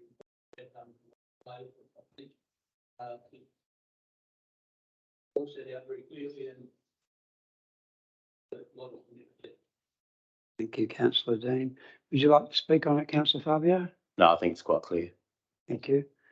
Yes, Bill, I'd just like to speak on it. I actually enjoyed reading the attachments, Nigel. There's something good about that, isn't it? We're going to say, Bill, what do you need to get a life? Yeah. But I better not. No, it's a great report, and thank you, Nigel. It spells it out pretty clearly. I guess it's just opens it up for a debate now, so where we want to go from here. But are there any speakers against the motion? If there's no speakers against the motion, there's no any further speakers for or against? If not, I'll put the motion. All those in favour? Those against? That's carried. Thank you so much, Nigel. And I must say, Nigel is always open. His door's been open to me many times trying to explain things, this Dumbo here. And I suggest if you have any questions in relation to any concerns, give Nigel a ring. He's very amenable and take the questions. So thanks a lot, Nigel. You're doing a great job for us.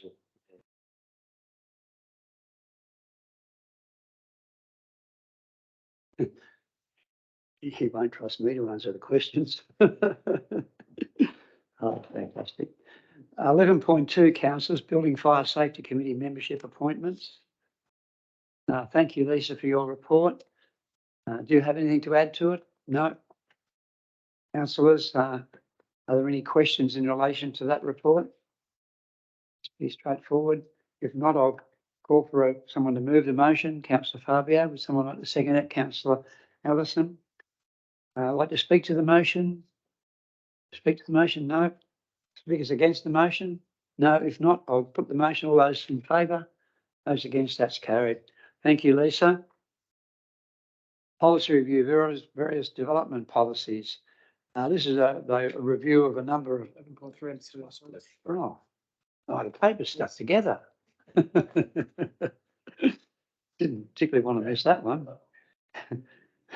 Goodness. This is 11.3, consent to deposit a plan of division associated with land division, blah, blah, Gartwell Street, Rosebery. It's been around for a while. And I got a perceived conflict of interest and I'll excuse myself. Thank you, Councillor Simon. Are there any questions, councillors? If not, there's a recommendation about halfway down page 38. Someone like to move that way? It's almost a housekeeping matter, isn't it? Yes, Councillor Ellison. Oh, thanks, Councillor Ellison. Someone like to second that? Thanks, Councillor Fabio. Any questions for or against? No. I'll put the motion. All those in favour? Those against, that's carried. We can get Simon back in now. Just a comment. I'm surprised to see this one on the agenda. Like you said, it's sort of just a procedural sort of background type issue. So It pretty much is. It's a matter that's been in front of council before. And it's got to this. This is the final stage, I guess, of the matter that's been probably on this table 2 or 3 times. Is this the process, I suppose? Yeah, if I may, Mr. Mayor, it's because of the need to apply the common seal. Requires a decision of council. Yeah. I understand what you're saying. Policy review, various development policies. Council would be aware that most of our policies we need to review every year. Some of them are biannual, but these ones here are these are a mixture of both, or are they just an annual review? Is anything in there that's changed, dramatically changed? Nothing in their words? It's mostly updates, just to. Mostly updates. I'll ask for any questions initially. These policies. If not, I'll ask that someone move the motion that they be carried. Councillor Michael, someone like to second that? Councillor Ellison. Any further comments or questions, councillors? If not, I'll put the motion. All those in favour? Those against, that's carried. Thank you, councillors, and thanks, Craig and your team. Now we move to 11.5. I might ask you to try and explain the minor adjustment that's required, why this is back on our table from the last meeting. If you wouldn't mind, Craig. I think there's a 12 or a 24 in. Sorry, now through the chair, that was the minutes, Mr. Mayor. There was a correction to the minutes because the motion that was recorded in the draft minutes referred to 12 months for the waiver of exemption when it should have said 24. So that was corrected earlier in the meeting. Members might recall that in the agenda item from the previous council report, I made mention that ECR were looking at potentially just modifying their test proposal to have 5 boreholes in lieu of 3. What's come about is that there's an opportunity to add the extra boreholes through the partnership with Oz Minerals, and it will basically generate additional data to inform their test proposal. But as it's a variation, I wanted to bring it back to council for consideration. And if council's of a mind to support that adjustment, we would include that in the drafting of the waiver of exemption, which was obviously the resolution of council at the last meeting. So it's an adjustment, if you will, Mr. Mayor. Just will inform the other process that's happening out of January's consideration. Thank you. Well, thanks for drawing our attention to it. At least it gives us an understanding of why these, how these things happen. At least. Are there any questions, councillors? I'll move that motion. Thank you, Councillor Dean. Would someone like to Second that motion, councillor Fabio. Any questions, councillors, for or against? Councillor Peter? I noticed that there's an absence in this from oversight by the our Environmental Protection Agency. And it should be understood that the subterranean water table underlies the stretches a long way. We may be sitting on it here. And the possibility of contaminating the water table is there. And my view is that we should get the Environmental Protection Agency to give us an opinion, to frequently monitor it. It seems as though the ECR, is that what they call it, is having a carte blanche where it wacko, 2 years more, various, I notice in the preamble that the survey was done of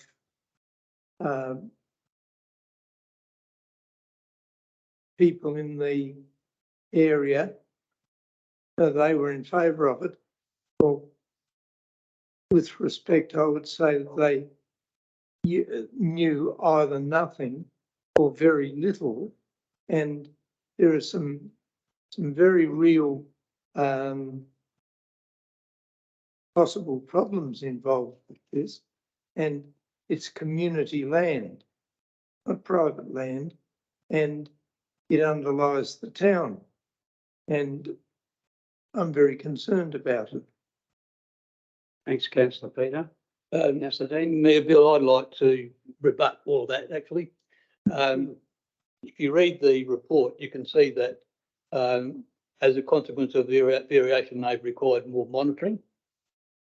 So that's an additional safeguard. There's been $2.85 million worth of independent research which tracked the flow of the water, measured the copper concentration in the mine and outside the mine area, which shows that the amount of leakage from the mine area outside is virtually zero. And so Councillor Kennelly's concerns are totally unfounded, that they haven't got to the stage where they have now, without every single thing that they've done being checked by every department under the sun, pretty much. Thank you, councillor Dean. Care to move the motion? It's already moved. Second. It's moved. Second. Does anyone else like to speak? If not, I'll put councillor Peter's motion. Councillor Dean's motion. Councillor Dean's motion. We've got a second for that? So, Oh, councillor Fabio. All those in favour? Those against? That's carried. Thank you, councillors. And thank you, Craig. It's a pretty thorough report and a lot of background in there as well. Councillors, it brings us to the final section of our meeting now. Firstly, is questions on notice, which we don't have any of those currently. Motions on notice, we didn't have any of those, although we did early, didn't we? We dealt with those early. And motions without notice, we don't have any of those. And confidential items, first meeting for quite some time, we don't have any of those, thank goodness. So with that, Mr. Mayor, I'd like to consider a motion without notice. certainly. My motion is that the chamber provide a vote of thanks to Richard Michael. Absolutely. And if I could speak to that motion, if I may. 37 years. God, is he that old? This is Richard's last council meeting. Yes, he may be absent for that. And I think we will miss his experience and his knowledge and his calm way of putting us back in our place. And when I first met Richard as a budding candidate, he had black hair So I don't know whether it's me, Richard, or whether it's just those in between years, but thank you very much for your service. Been fantastic. So very much appreciated. Thank you so much, Bill. Very kind words and certainly, Richard, from my point of view, I've known you now or worked with you now for, in this time through 13 years, and prior to that, the Alkapunda Council even. So we date back a long time, and you've been a thorough gentleman, a great role model for other staff members also in your calm demeanour and the way you go about things and your caring nature. So, I thank you personally from the bottom of my heart for what you've done for us. It's been terrific. We're going to miss you big time. Anyone else like to make a comment? Yes. Thank you. Anyway, if no one else wants to put the motion. All right, there's a motion there that we formally thank Richard for 37 years of undivided attention to detail and being a great friend. I'll just clarify that, Mr. Mayor, it's 23 years with Light. How many? 23 years with Light, 38 in the sector. I see. Well, I'm going to take half what I said back. Only a little bit, not a lot. Yes. The completeness. So, thanks so much, Bill, for raising that as well. I'll put that to the vote, everybody. All those in favour?